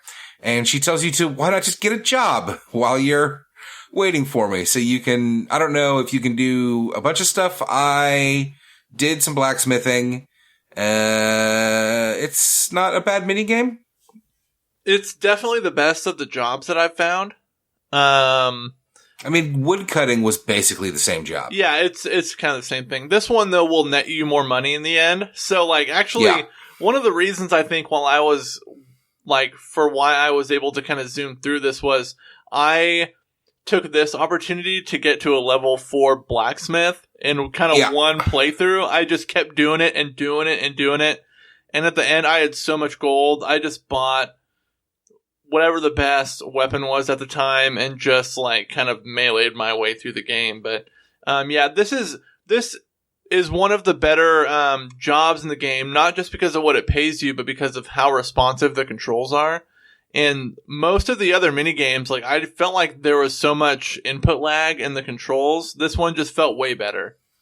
That's weird, because I definitely felt like this one had a shitload of input lag. Oh, see, I tried to do the bartender one, and I haven't done that one. One other one, and the input lag was so shitty. The blacksmith one was definitely the most responsive. I mean, you can do it pretty easily. I'll give it that. Like, I feel like I got pretty quickly used to timing myself like a half second ahead of. Pretty forgiving. Y'all, this goes in the corner, not here. Oh, that's right. Oh, sorry. After you work for a while, Teresa meets you at the clock tower, and she tells you that you have to go find the abbot in Oakfield. Is Oakfield the game from the first game? I can't remember. I feel like, you've been there before. I know you've been to Bowerstone before. Yeah, Bowerstone's in all of them for sure. I really liked in Bowerstone when you get there, there's a bard that follows you around trying to get motivated to write some songs. Oh yeah, I like this part. I feel like in Fable 3, they make him even more annoying because you really they make you want to punch. Was it Fable 3 or was that Assassin's Creed where there's a bard that follows you around and it's really trying to motivate you to hit the bard? That sounds like an Assassin's Creed, but I don't know. I never played Fable 3, so. So I played a lot and that sounds familiar, but I'm not a positive, so I don't want to say. I've played a lot of Western RPGs, and there's a lot of cities in Western RPGs, and I think Fable might be the most real feeling cities. Even like, I find it's better, more interactive and interesting than stuff like Witcher or Oblivion. Mm-hmm. Like it just, there's something about it that just feels very lively that you don't get. They're all very distinct, and they have different economies. Like certain businesses will be bigger in other cities. And like, it just, it feels a little better developed. They do feel more like, they feel like better like cities than like Oblivion and Skyrim both just feel super fucking stiff. Yeah. And these do feel just kind of natural, living, breathing cities. Like if you stand in one spot for too long, you'll hear the same line of dialogue repeated very quickly. Mm-hmm. But other than that, like, and the character models, you will see two of the same people walk by. But there's a funny loading screen joke about that where it's like remarked somewhere in some text that there's only so many voices for the people of Albion, so you're eventually going to hear the same voice twice, which is like a really funny way to like input, like we only had 5 voice actors to voice the NPCs, It's like, there's like, some funny things dotted around like that. I went to the wharf and the bard followed me. He's like, you might, don't come down here. This is kind of a rough part of the city. You don't really want to spend a lot of time here. I feel like, the wharf in another city gets a much more, swerker-y. I didn't see any swerkers in this one. But, no toots? I did go, I guess when you go to Bowerstone Market, it's not the bard. There's just some random guy in the middle of the street telling a super long story. Did any of you find this guy? The town crier guy? He wasn't he was just a random NPC I found that was just talking about this weird story about a hero. I think it was the hero from Fable 1. I think I know what you're talking about. I don't know that I sat and listened to it all, though. He was in the area where you found all the warrants when you were a kid. Well, so in my playthrough, that's like the good part of town now. Right. Yeah, me too, because you do meet Sheriff Derek, who is a big bear now. He really beefed up. Which I think this is like the only instance of the game where a choice you make with an NPC has an effect on an actual area of the game. Matt, what happened to you when you went to the old town? Since you didn't do Sheriff Derek's job, did Nicky the Nickname show up or something, or Arthur? Yeah. The I don't remember who it was, but I think it was Nicky the Nickname or Arthur. It was the guy that was harassing Rose at the beginning of the game. Showed up, and because I let the slaver take the slaves, he was like, "Oh, like you seem like our kind of guy," and he offered me a contract for the Assassin's Guild, and I joined the Assassin's Guild and started murdering people. Oh, that's cool. Yeah, I've done like 3 or 4 of them already. Actually, they're fun. You just you have to like go. So the first time I kind of fucked it up. I wasn't sure what to do, but I figured it out. It didn't really matter. The first hit was a woman in your hometown, and I just walked up to her and killed her, and they all chased me and like tried to kill me. But then later I went back and they didn't seem to care. So, but then after that, I did realize that you can like talk to them and like try to make them, if you make them like you and ask them to follow you, they will follow you. And then you can just kind of lead them out of town and murder them out of town. Yeah, it's actually pretty cool. That's also when I was like, "Ooh, wait, this is easy. I can just do this with fucking random people, and I can take them and sacrifice them." And then I started doing that too, and it was a lot of fun. The sacrifice thing is at we kind of skimmed over it. It's at Bower Lake, and it is I can't remember what it's called. Maybe we should talk more about it next time. But you join the Dark Order or whatever, and there's a dungeon that you go down into, and there's a big like circle, like a circular thing that people can stand on.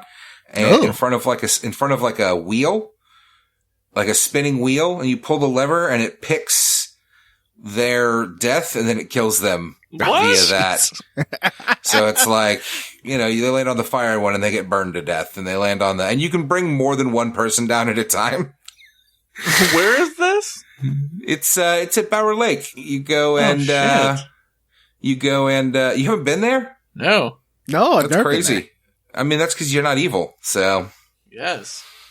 there. I joined the Dark Brotherhood or whatever it's called. It's a lot of fun. You know, if you do enough, you'll get if you kill enough people, you'll get the Dark Order prize. I don't know what it is. I haven't looked into it yet, but Don't you also get like magic horns or something? Your eyes glow red. That was in the first one. If you sacrifice people, you got so many evil points that by the end you were you were so pale, you had horns and your eyes glowed and you smelled bad. And this one, I don't know if it does all that. We'll see.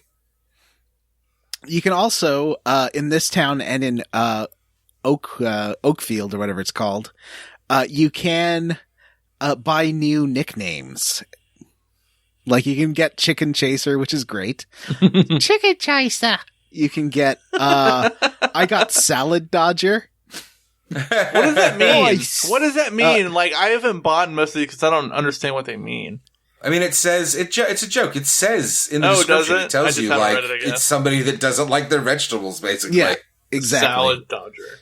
A fat guy. A fat guy. Yeah, that's what a salad dodger is.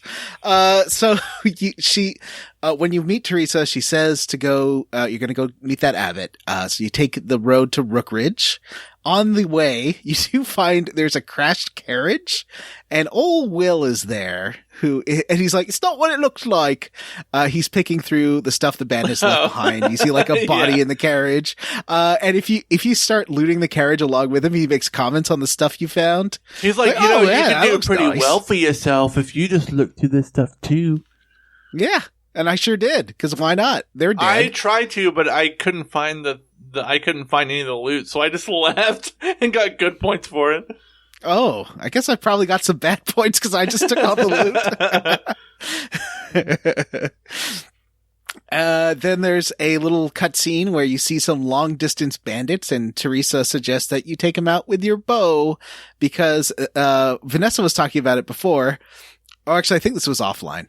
There's something Vanessa had mentioned before is that the AI does not respond to you shooting them if you're far enough away a lot of the time. Yeah, they're not great. No. They're just like, where'd that arrow come from? Guess I'll stand here. Yeah, the shooting does kind of break the game a little bit. Mm-hmm. It's a little bit like the Bard's Tale. Not quite It's as not bad. quite that bad. But the enemies definitely all also do like the movie thing where a mob of them are running at you and then they sort of hang back and one comes forward. Right. And it's like, I'll go fight first. And which I guess makes some sense if you're fighting with swords. You know, that's a lot of sharp edges flying around. Right. Lots of opportunity for damage to people of your own party. I think the game, if you concentrate on getting the most powerful ranged weapons, the game can become, I mean, once again, it's already easy, but it could be even easier because, the weapon you start out with for ranged is really weak at first. Mm-hmm. But the game, if you get a powerful one, which you can get in the next town, it becomes a lot easier. Yeah, and you can pour some points into accuracy, which increases the amount of damage your shots do.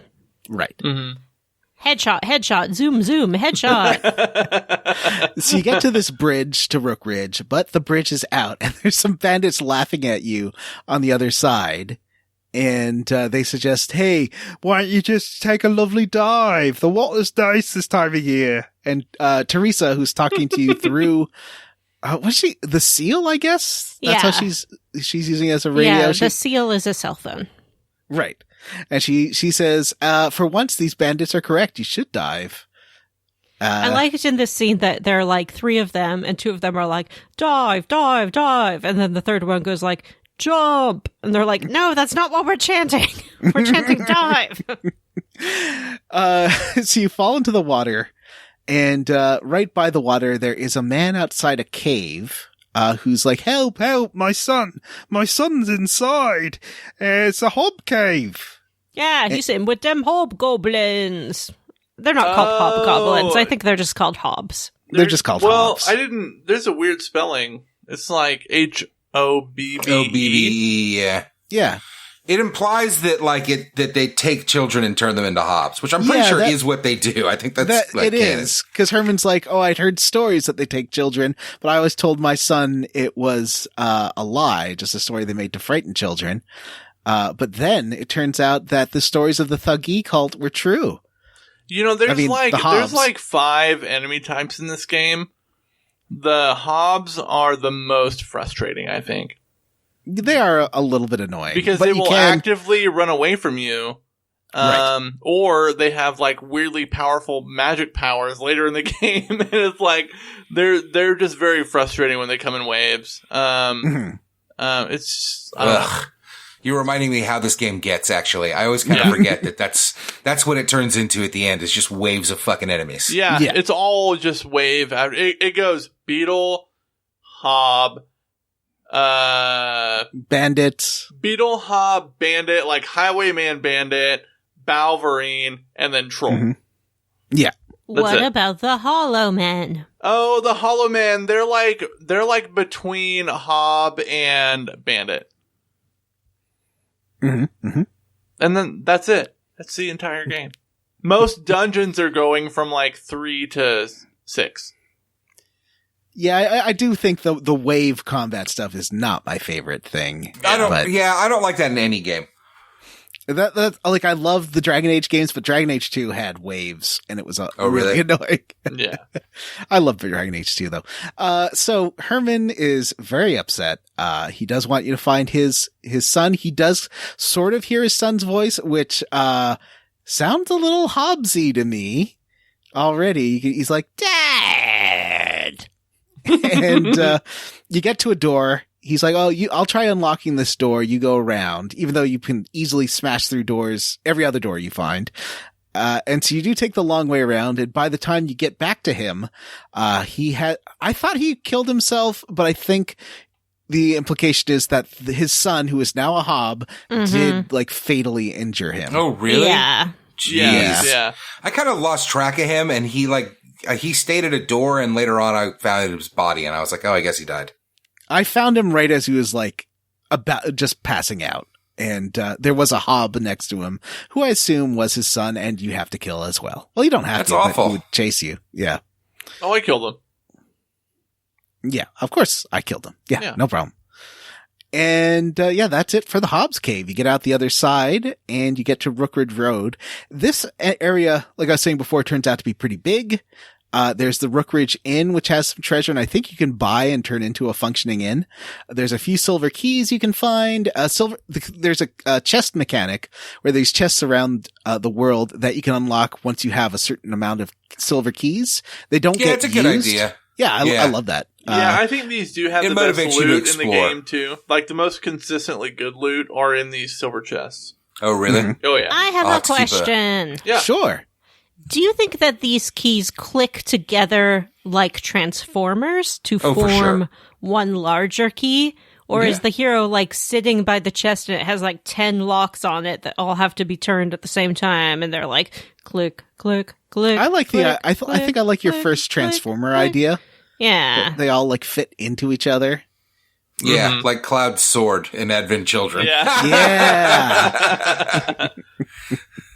Yeah. So did you also notice that you can get to the other side of the bridge at where the bandits are like, oh, well, it's turned out to be a boring day.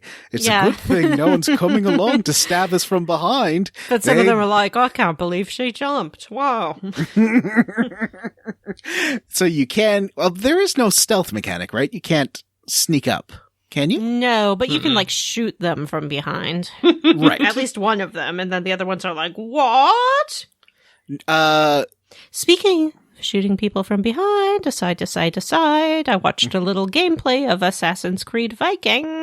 Ooh. It looks good. Ooh. You can boys can smooch boys in that game.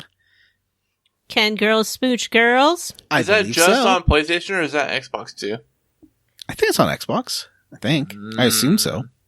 I'm not sure. I know it is a PlayStation launch title, and might be the one I play. Down to I do that, want to play or that. That's like the one launch game I'm actually interested in. yeah, I am sort of interested in Watch Dogs as well, but I haven't played one of those before, so I liked Watch Dogs 2 a lot. Watch Dogs 2 is actually really fun to play. It's better written than it is fun to play, but it's fun to play. Legion looks good. It does, yeah. The Ubisoft and then I sucks. really like the concept a lot. And Legion, I think, really leans into the Assassin's Creed ties. Really? Like, I think, Assassin's Creed. There's ties to Assassin's Creed. yeah, like Abstergo is a Ugh. company in Watch Dogs. but like awful. not in like a significant way. Right. Because like Assassin's Creed, it's really kind of up its own ass with all this like sci-fi shit it does. Like, Yes. it's okay just to make a historical assassin game. Like, you don't have to give me all that other shit. In Assassin's Creed 2, once you found out that those Apple puzzles linked to, I was like blown away. That was really like, cool. but like, there's so much like what is it, like Roman god sci-fi? Like, come on, it's okay just to make give me a thing where you're like where you're killing the Pope. That's cool. So, yeah, you can kill these bandits. And it was very Terry Pratchett-y kind of writing, the bandits being like, well, hopefully no one sneaks up behind us. That was very fun. So there's another demon door here that wants to see dog tricks. But I only had 2 of them. And I think you need like 6 to unlock I haven't that done door. that. yeah, I didn't have enough to impress it yet. And finally, we get to Oakfield. And there's lots of stuff to do here. There's brand new weapons you can buy. I think there's a gambling minigame here, but I couldn't find it. Isn't So that the there's a game master in the bar? There's a game master in every nearly bar. every town, yeah. So guys, have you guys picked like a weapon for the game yet? Because there's a few, like depending on the like your axe. swing speed. Okay, so the axe is your thing now. Yeah, for now. Like, I mean, you could switch whenever you want. Yeah, But do that's you, like a do you slower, have like heavier. a favorite? Yeah, I like the big clunky weapons. Okay. I Matt, What like about a you? big two-handed sword, so I'm kind of waiting for one of those to come along. there is no two-handed sword, but You're fucking kidding me. nope, Can I dual wield swords at least? nope. Fuck this game. There's 3 different kinds of one-handed swords though. So I did get I think a blunderbuss or something. I got a gun. I didn't realize the blunderbuss. I need to try that blunderbuss out because I got the rifle. Okay. About What about you, the rifle Vanessa? was. Right now I'm rolling with a long sword and a rifle, but I think I'd prefer a strong pistol because I really do like the speed of the pistol. Yeah. Although I have upgraded to like where you can sort of zoom in on your enemies from a far distance away, and the rifle seems good for that. well, you know what? Like one of the cool things about the range weapons in this game is some of them like they have different reload times, so you can get the like muzzle load pistol or whatever, and it sucks compared to a different pistol, which is like, you know, the other kind. I don't remember what it is, but like it can fit multiple like rounds in it. So like you can have different pistols with like different attributes or different rifles with different attributes. And yeah, At this and I've point- already put the augment in that makes you more attractive into one of my Yeah, I pistols. went to the barber and to the clothier in in Bowerstone Market and got real attractive and evil looking. I did eat all the pies I could, but you can only buy a couple of pies at the time. So Oh, I have really? eaten Yeah. all the pies I can find so far. That's fun. So It's you're like trying to get 6 or fat. 7 Yeah. days until the vendors restock their stock. I bought pigtails for my hairstyle because that Aw. apparently is the most attractive hairstyle It I is. can afford. Is And I bought a full monk's uniform, and I've been going around like a Jedi. I'm trying to use a lot Yeah. of magic because I generally don't in Fable games, so I thought it would be fun to try. And you shooting I think lightning? the monk's uniform is almost like a cheat code for goodness in this game. Because it, like, amplifies every good interaction that you have. And, like, when people see you for the first time and you're wearing, like monk shoes, people just go gaga over it. Like, They're like, it's oh just my like in real god, a life. monk. yeah, it just, like, amplifies all the goodness stuff. On, like, Mhm. yeah, it's a good outfit. I haven't romanced anyone yet, but there is a pious bisexual monk that I have my eye on. Ooh. I did a side quest for a ghost where I romanced a woman until she wanted to marry me, and then I gave her a note of rejection. That's probably one of the most written from a dialogue standpoint and best written, like, little side quests that you get. I Yeah, know I she said I was playing good, but I also did this. Did I miss this quest?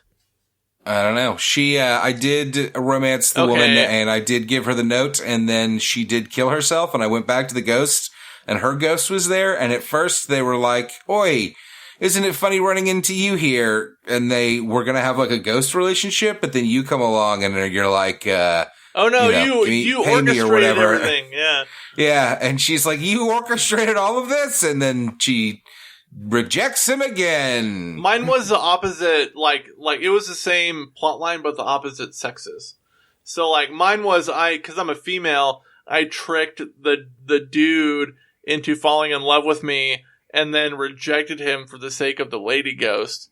And then they, like, refused to be together in the afterlife or whatever. So it's kind of the same thing. Yeah.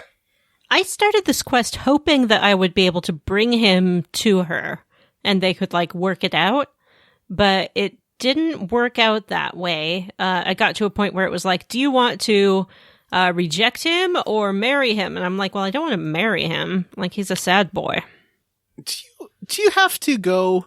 So in that quest, is that where you have to go to that statue at night to Yeah. start it? Yeah. Oh, that's because I walked around there because I was like, I remember there was a ghost quest around here, but it was during the day, so I'll try going back at night. I think if you hit the button to where, like, fast travels you, it will start you there, like, at night when the ghost is out there.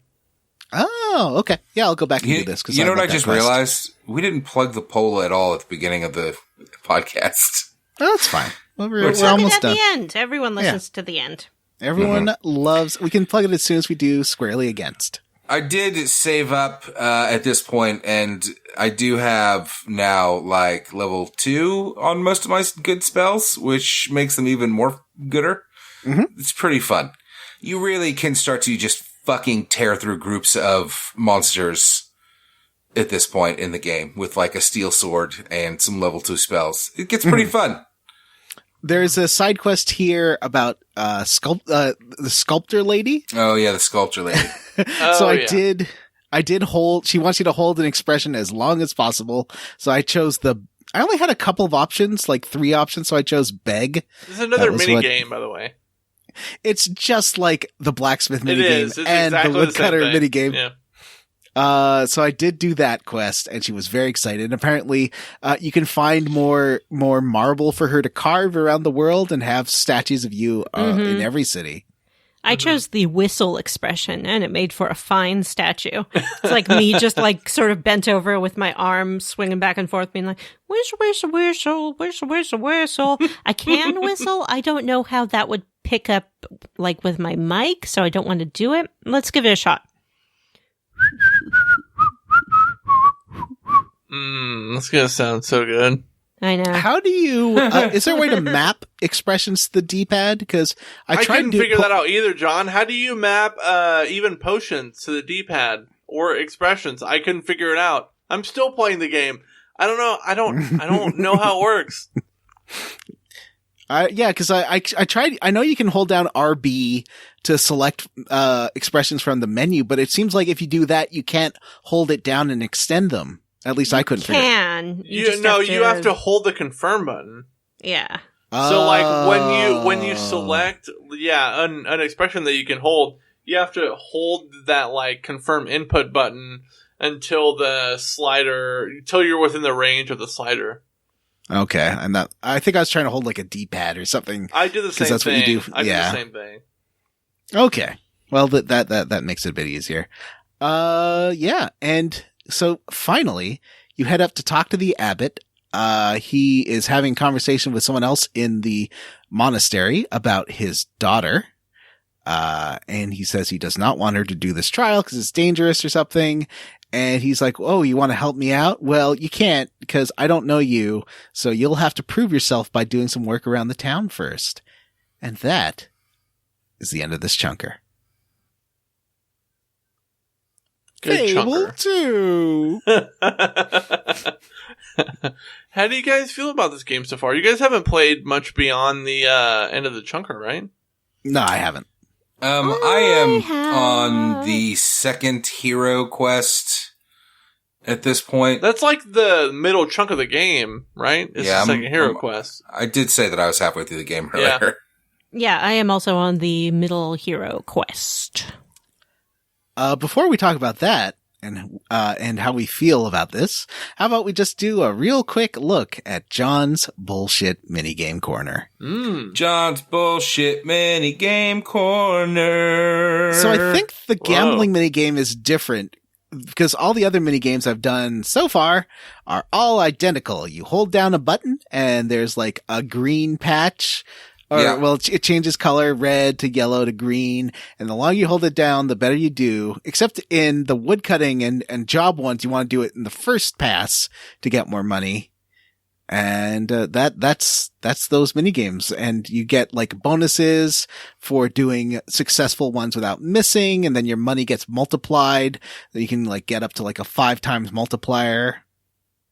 It can be pretty useful. So I've done blacksmith and woodcutter. Expressions work sort of the same way. Like you hold down the button and you can max out an expression. Although there could be like disastrous results if you fail. Like the farting one, I think you can have a explosive outcome if you fail holding that down true? too long. I believe. Well, that's what the text in one of the loading screen texts. It does say that. And look, we've all been there. We've all gone for the fart expression and had it end not so well. It's just a human thing, okay? Yep. What's the Keystone? Someone wrote in Keystone. Yeah, what is that? Keystone is the gambling game that you can play in right. Bowerstone. Oh, I haven't done that yet at all. That's right. So is it a different gambling game for every pub or whatever? I've Didn't run the first into game have two that? kind of gambling games. Interesting. So I'll just talk about Keystone this time. Keystone is essentially Hang on. Oh. Vanessa's bullshit gambling corner. Gambling is Vanessa bullshit. has a real problem.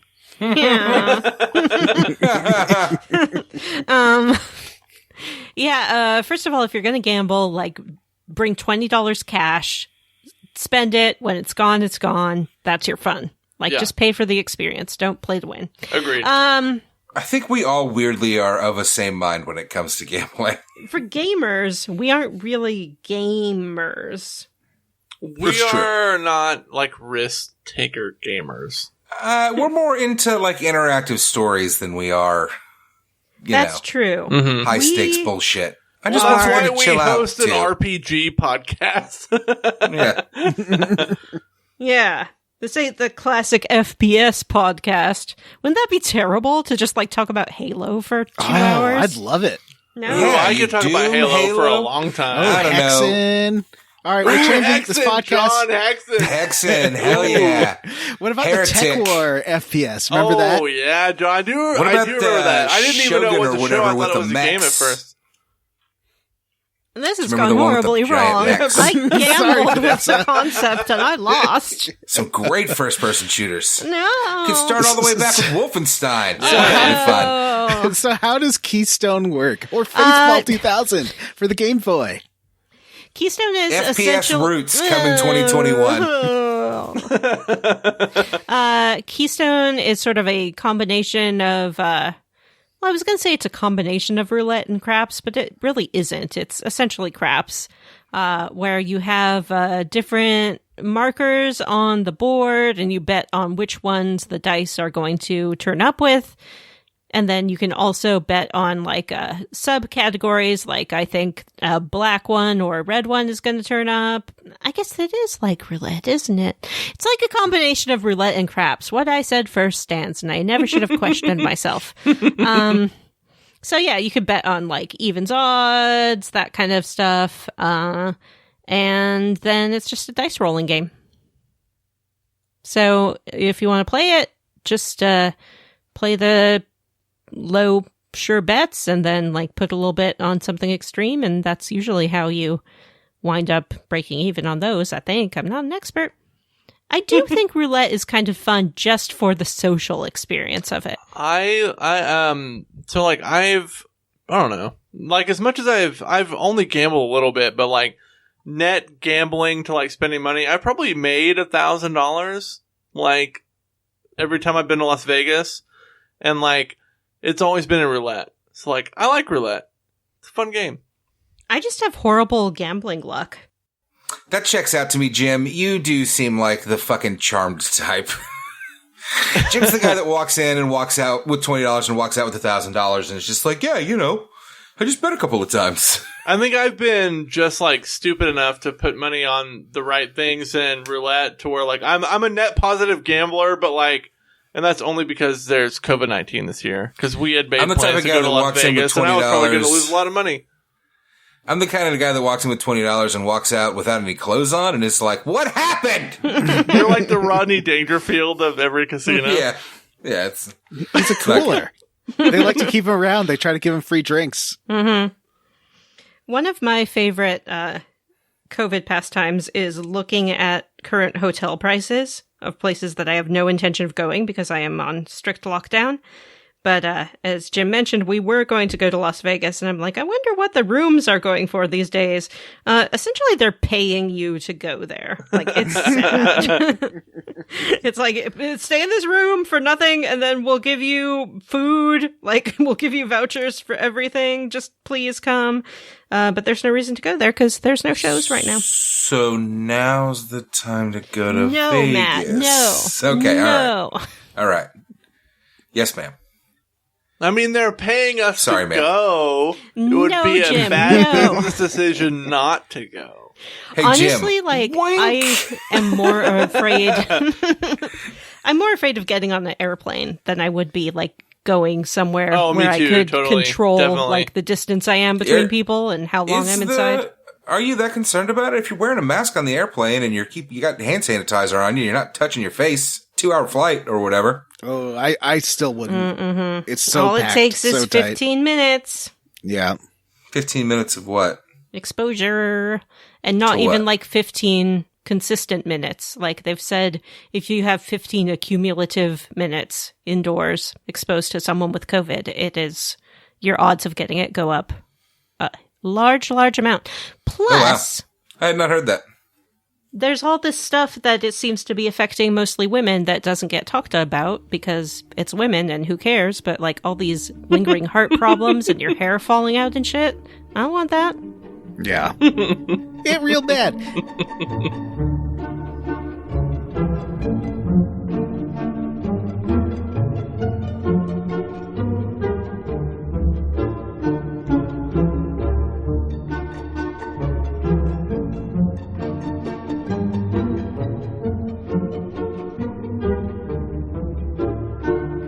Yeah. Squarely against. Oh, the poll.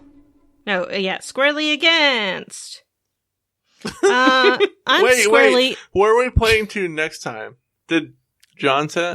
Yeah. Where are we playing to next time? I was thinking the start of the Crucible, since that's like a big game-changing area. Or the Spire. Sorry, the Spire. When you get to the Spire. Jim doesn't like it. Oh, Jim. What do you think, Jim? Yeah, what do no, you think? we need to go past the Crucible probably, because there's only like 2 or 3 story missions there. The next one should probably be, I think like Arrival at the Spire is good. That's what I said. You said Crucible at first. Well, I said, no, wait, the Spire. I mixed it up. Oh, okay, sorry. Yeah. Yeah. No, that's good. Yeah, Crucible is good. Sorry. Wait, what? Crucible? Sorry. Spire is good. Okay. It says reach the Spire in the notes, and that's where Yeah. I thought was a good... I vaguely remember that being a interesting story point. Yeah, that's a great cliffhanger for our next episode too. Yeah. So, Vanessa, what are you roundly for or squarely against? Squarely against the fart my butt expression. I am just one of those people who's never cared for bathroom humor. I don't think it's immoral, but it never has worked for me. It's not moral to take a dump. Yeah, it's just immoral. It's disgusting. It's dehumanizing, and it's awful. And women don't poop anyway. But yeah, it's not for me. So that's just the way I've always been. Also, I'd like to use this time to issue a PSA. There is no such thing as a no wiper. So stop saying that there is. You're disgusting. What? Who are you talking to? Jim, what are you squarely against? I just want to go on the record as saying I'm not the no wiper that Vanessa is referring to. This is I very believe in confusing. wiping until you feel like you're clear. Till that paper's clean, man. Till the paper's clean. Yeah. Okay. Why are we arguing about this? But no, I like this game. I think it's fun to play. This first part, I thought was really getting into some really cool lore stuff that the first one never really hooked me on, and that I never really knew about. You'll be disappointed later if you think that's going to carry through, because it's not. But I really enjoyed this first part of the game. So Roundly 4. What about you, Matt? Roundly 4, just the start of the game here. I love the dog.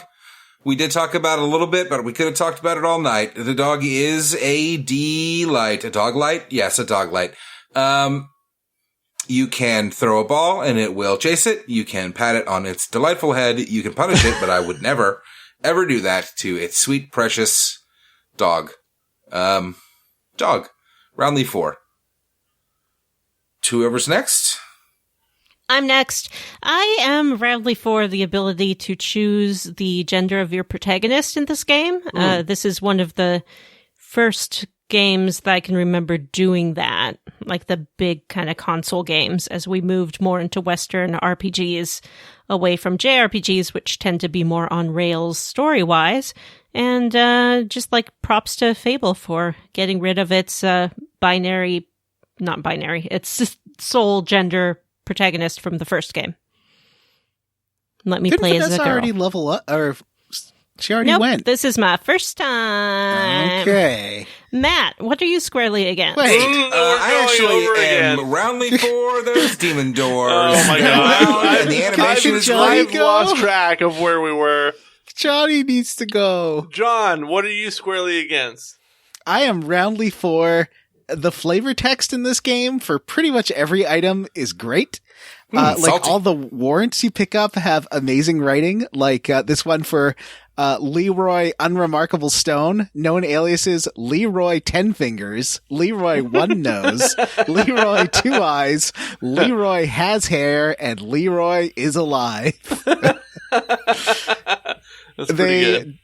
Definitely. And there's also Alan Alliteration Altamont, wanted for breaking and entering, breaking and smashing, breaking and repeatedly stomping upon, breaking, gluing back together, and trying to pass off as not ever having been broken in the first place. That's pretty good. Yeah, the almost every item, if you move, you can look at and then read a little description of, and they're all really fun. So I definitely recommend that. I'm roundly for the writing. It is very Terry Pratchett-y, and I love it. We got some emails. But before emails. We'll talk emails first or poll first? Let's Emails talk about first. the poll. Oh. Okay. Matt was We so should eager talk about to the talk poll about with the poll, Patreon. and now he's like, That's Well, "All at this right." point, we might as well wait until we're just talking about the Patreon. Okay. Who wants to read the first email? Not I guess me. I'll do it because I've been pretty quiet. Yeah. Hi, guys! Hi. Hi, Vanessa. Been loving your playthrough of Chrono Cross. Wanted Thank to you. ask if Pip evolved in any of your playthroughs. If I recall, Pip could evolve like a Pokemon, depending What? on what magic it uses, I think. What? Pip aside, probably the most memorable thing from the game is that dang track that plays at the Dead Sea. Seriously, that stuff is guaranteed nightmare fuel. Because this is a multiple part level, my Pip evolved. My Pip evolved into Pink Pip with little wings, and it flew around. Oh, That's no, cool. I used Pip a lot, but Pip never evolved. Oh, Should have used more magic. I never Guess used so. Pip because fuck all those uwu characters. Oh, I like sad boys with swords. sad boy. Also, are the Let's Plays for Harvester and Phantasmagoria a possible hint at the revival of Sierra roots? Though the only Sierra games I think I've played are King's Quest VII and that space game, I love hearing about other people suffer, through all the point-and-click moon logic goodness. I love that Sierra Roots in our canon is like this kind of hush-hush thing that like certain people are just so repulsed by they can't even talk about it, and then other people Isn't it absolutely because John and revere. Vanessa did like ASMR voices the entire Yes. time? Yeah, And- you guys did that NPR Welcome morning to voice. And Sierra it was Roots. it's something. Our listener Tyler, like, and just we're going about to start your morning off with a lost little his smooth mind. jazz. Like, people were about to unsubscribe from the regular show. But, it might come back again. I think mean, it listen. would be really fun to do a stream of King's Quest VII, because that game is bananas. I would definitely watch Vanessa or John play through pretty much any of the King's Quest games. Any of them, and just commentate and have fun chatting. I played those games. I loved them. I didn't finish any of them because I could not understand them, but I certainly They're have a probably fondness on for them. GOG though, right? Yeah, they're certainly on GOG. Yeah. Mm-hmm. I mean, the real early ones are maybe a little too roof, but like, I kind of About want to do midway a through Broken there. Sword for you guys. I'd Broken love. Sword is a great series. Yeah, John's Broken talked Sword's about Gabriel great. Knight. Mm-hmm. I'd love to. I played the Gabriel Knight games. I would love to see do a playthrough of that. I mean, I don't want to play it, but I'll watch you play it and talk to you. Yeah. Well, what I love about 7 is that it's the one that they made like a Disney cartoon. And Oh, yeah. it legit opens with a song number. From, Like an I Wish song. Yeah. Vanessa, do you think that Square Roots will No, ever make a comeback? Tyler, I'm so sorry. I didn't mean to. Definitely bring no up the Leisure Suit Spectre. Larrys. Can that be a rule? Yeah, but we are going to play Spellcasting 101, 102, 103. Oh, Would also, on the same vein, would love to do the Monkey Island games. Never got very far into them. Was always very interested in seeing more. Love And, the John Monkey Island mentioned- games. Love them. John- I love them. I love them. John mentioned the Discworld game earlier. Would rented that game several times. I believe it was on the PlayStation. Unplayable, but certainly something I was very obsessed with. Anyway. We have one more email, Vanessa, if you want to check that out. Yeah, sure. I'll read the next one. That previous email was from Abe. Thank you, Abe. Next email. In the last episode of Chrono Cross series, John was wondering if anyone had finished the game with the bad ending. I did just that during my first and only playthrough of this game, and I was extremely confused. After having a super convoluted Disc 3 crazy info dump, the game just ends and resolves nothing. Years later, I found out about the true ending, and it blew my mind. One thing still confuses me. How do you know to use the Chrono Cross in combination with a specific string of color attacks if you didn't have a guide? I completely missed that during my time with the game. Love, Randy. The game certainly hints at you the order that you should use them in. I don't believe it ever explains to you how you're supposed to use the Chrono Cross. But There's you can somebody kind that of gives pick you it a up. hint or something, right? Yeah. Sort of. Like, if you have it equipped, you'll notice that every time you use a color of magic, it makes a tone and a little sphere appears at the top of the screen with the Yep. color of that magic. And if you notice when you're like taking the elevators, I think they light up with a certain color order, and I feel like you fight the bosses in a certain color order that matches that. Mm-hmm. And there's a room with like crystals in that color order that plays the song. Mm-hmm. And it talks to you about playing the song. I don't know. But no, we're like, I would never have figured this out on my own. Not ever. Not ever would I have figured this out. Yeah. I said it in the last episode, I think, but I loved Chrono Cross. I loved it. It was unplayable without a guide, and that's Oh, totally. Yeah. a bummer. But that's all right. That's kind of what I expect out of these games. So, I don't know. Anyway, hey, Jim, now that we're done talking about the emails, do you want to tell us about the Patreon and the huge poll we have running right now? Yeah, we have huge poll. we do have a Patreon, through which, if you become a patron, you can have access to all of our level ups, all of our square roots of verses. What's the other thing that we have? Instant Classic. All of our Instant Classic revival episodes. All that's available at the $3 tier.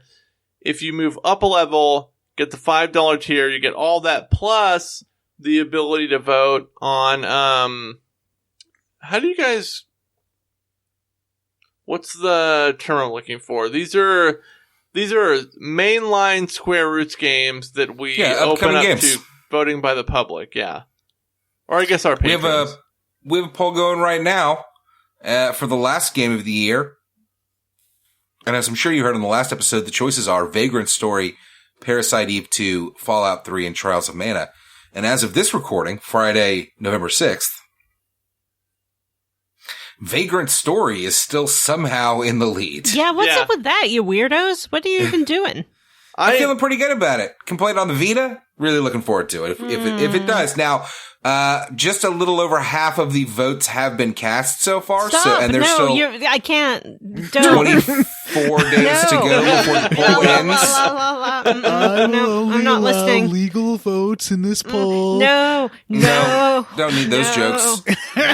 So about half the votes still to be cast in the poll, and Parasite Eve is in the running at number 2, and then Fallout 3 and Trials of Mana are tied for number 4, but the numbers are very close. So if you have not voted, please come vote. We really want to get all the everybody in the tier to vote, and we would love to get you to vote. So come vote. And listeners, I know you can't see into the Square Roots house right now, but Vanessa has curled up into a ball and is holding her stuffed Black Phillip doll, crying into it. Has anybody else noticed that the Black Phillip doll seems to be getting larger every day? Every time I see the Black Phillip doll, she sings to it, and I think it grows. Does it ever say actually. anything to you guys? Because sometimes I feel like it says stuff to me. It was It looked at asking me me the about other butter. day. It was like, yeah. It says something about living deliciously. I don't know what that means, but It looked at me and it was like, "Do you want to live deliciously?" That joke has been that John made, that ooh Black Phillip joke. I've been chuckling to myself about for like 2 weeks. It's the best fucking thing. Ooh Black Phillip. Do you want to live deliciously? Like a taste of butter. You like a taste of butter? All right, Pretty we good got stuff. some patrons, or patons, according to this. One thing for no matter how much you give, $1 or more, you get to be on our paton list. So, Matt, why don't you lead with your list of patons? Thanks, Patents. We would like to thank you. We would like to thank Fresh Eyes, Dylan Rowe. Is Zell the inspiration behind Mike Tyson's face tattoo? Also, play Lord of the Rings Third Age. We did. Yeah. Go back to the bonus episodes. Yep, that is an instant classic episode or a versus episode. Is TJ that the Miller's horny Hobbit grandma breakfast impersonation. Yeah. Hobbit that was breakfast. Hobbits ate a delicious breakfast here. you found where the Fellowship ate their breakfast. Yeah, that's right. It's peanut butter jelly time, peanut butter jelly time. Hails Tracy. Insert clever name here. Threads of Fate 2021 or the Cuzzle will drizzle. Mostly rational person. Chief Hazard built. Absolutely fabulous. Absolutely fabulous. Saving Sid, Jordan McNeil, Lyrial of the Clare.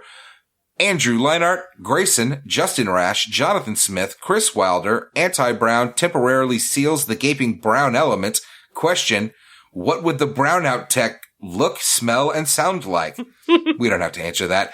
Arm & Hammer, Sergeant Spaghetti, Christian Go, Kevin Walter, Robot in Grease, Sexy Grandma's Boy Toy is that one guy, Stephen Paget, Cake Ninja, Jason Timms, Wash in the Wind, Amanda Douglas, George Brady. You make so sad. I would like to thank Vanessa's fourth mom, William Westgard, Cassandra, Jameson, Matthew Casterline, D. Jethro, Jared Collins, Dr. Fine, say everyone's name. Fable 2, Fable Goes West has less John Cleese than I remember. Vanessa's Gold, Taco Bell, PS5. Gage. John? La Charité. Come on, pal. I was going to do it. Chris Peniak, PJ Ends, Huxley Iguana. Still not sure what the Frozen Flame was. Me neither. Me neither. Benjamin Abner, Adam Zimmerman, Ryan Miller, Eric Garb, WWE Mike G, Ashley Wait, no, T, the Frozen Flame was part of Lavos. Joshua W. That is true. Yes, I think you're right, actually. Joshua The Dragon's Tear is the W. one that I'm still not Broxton, sure what it was. Citrus C, Jonathan Ellsworth, Michael Crawford, Isaac Wright, Sammy Mitchell, Vanessa's mother's brother's nephew's cousin's former roommate. That's a good Spaceballs joke. Aaron Bachman, Sean Walsh. I challenge the other Tracy to a duel to the pain. Tawan Gordon, Race Jenkins, Sean, Robert T, and Justin Ham. Vunusus Moom. Devin Sloan, Andy, Tyler Petty, Knopford, Metal Gear Solid 1 in 2021, Matthew Newland, Miguel Torres, Andy Best, Megan Sullivan, Eyes of the Shifter, Alex Dullard, Andrew, Xenogears in 2021, god damn it. Well, we'll put it on a poll and see. Robert, Pullum, Hexagon, Chicken Chaser, Ross Hartley, Ward, Childress, Grey Code, Vanessa's Mom, TM, Jake Dickerson, Hudson Roth, Jim's Horrified Bathroom Chocobo, Dan, Andy Smith, the RPG Luminary, Sean Gonzalez, everyone in the US should know how to speak Spanish, Matt Jorgensen, Brie Girth, Florian Jonas Kramer, Alexander Jokic, EP, Gworsora, I didn't know the Keyblade could unlock my prostate. He's a child, Goofy. Have we ever talked about my bathroom chocobo on the air? I don't know. Who would know about that? Oh no. Oh no. I have a picture of a chocobo hanging up above the toilet in my bathroom. I don't remember if we said that on air, but I don't know. Pretty sure this is the first I've heard of it, so somebody's fucking stalking you. That's my bathroom chocobo. Is I have a que, like, you know, the chocobos say que. I have like a printout of a silhouette of a chocobo that says que underneath above the toilet in my bathroom. So this is a little creepy. Yeah, I don't know who would know about that, but I guess like just it's a Halloween spook. DM me.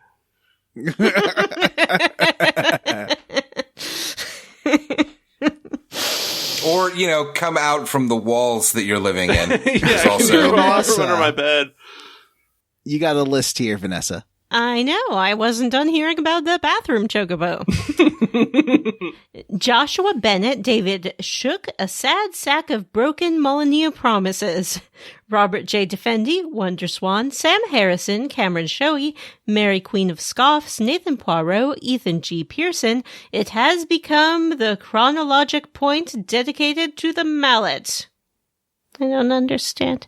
Christopher Highness, Ron Stu Skeel, Aaron J.L. Toole, Ari Kopavara, Wedge Kuhn, Chili's Baby Back Mario. You gotta change that. Joseph, David Green, oh my god, what is this game?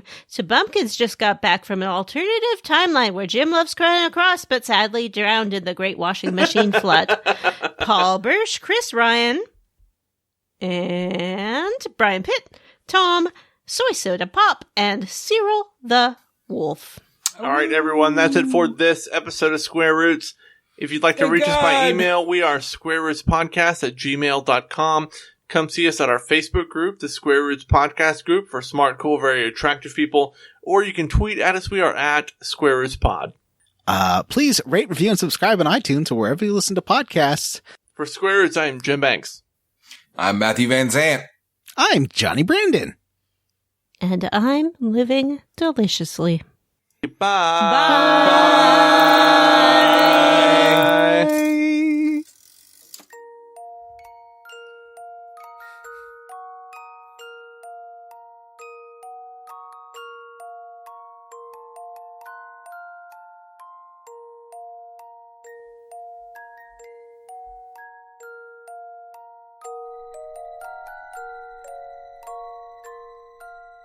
1, 2, clap.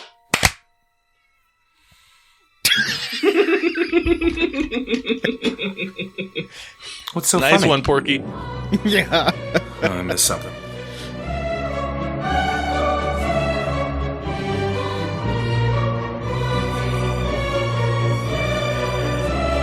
Impressions. Right. Can someone take over just for a minute? I just gotta go to the bathroom.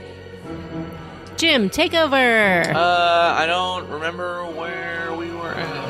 I also don't know where we are. Let's see. Also, there's a giant demon door. Demon door's great. Powerstone, mark that. No. So after you kill Fag, or whatever happens if you don't kill Fag, you can head along to Wait. Powerstone.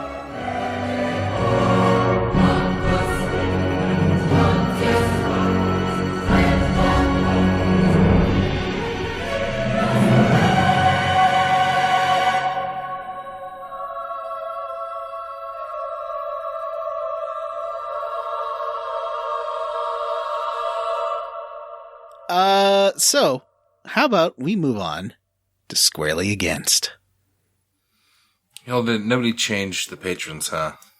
No, I asked you all to do it this morning. Oh, shoot. I I said I told you would, and then I I didn't didn't. know how. I'll go download I it now. forgot. You- No, there's somebody's two. doing it. Oh, okay. Oh, wait. Is that you, John? Nope. It's Matt. Oh, it's Matt. Why don't y'all talk about whatever's next?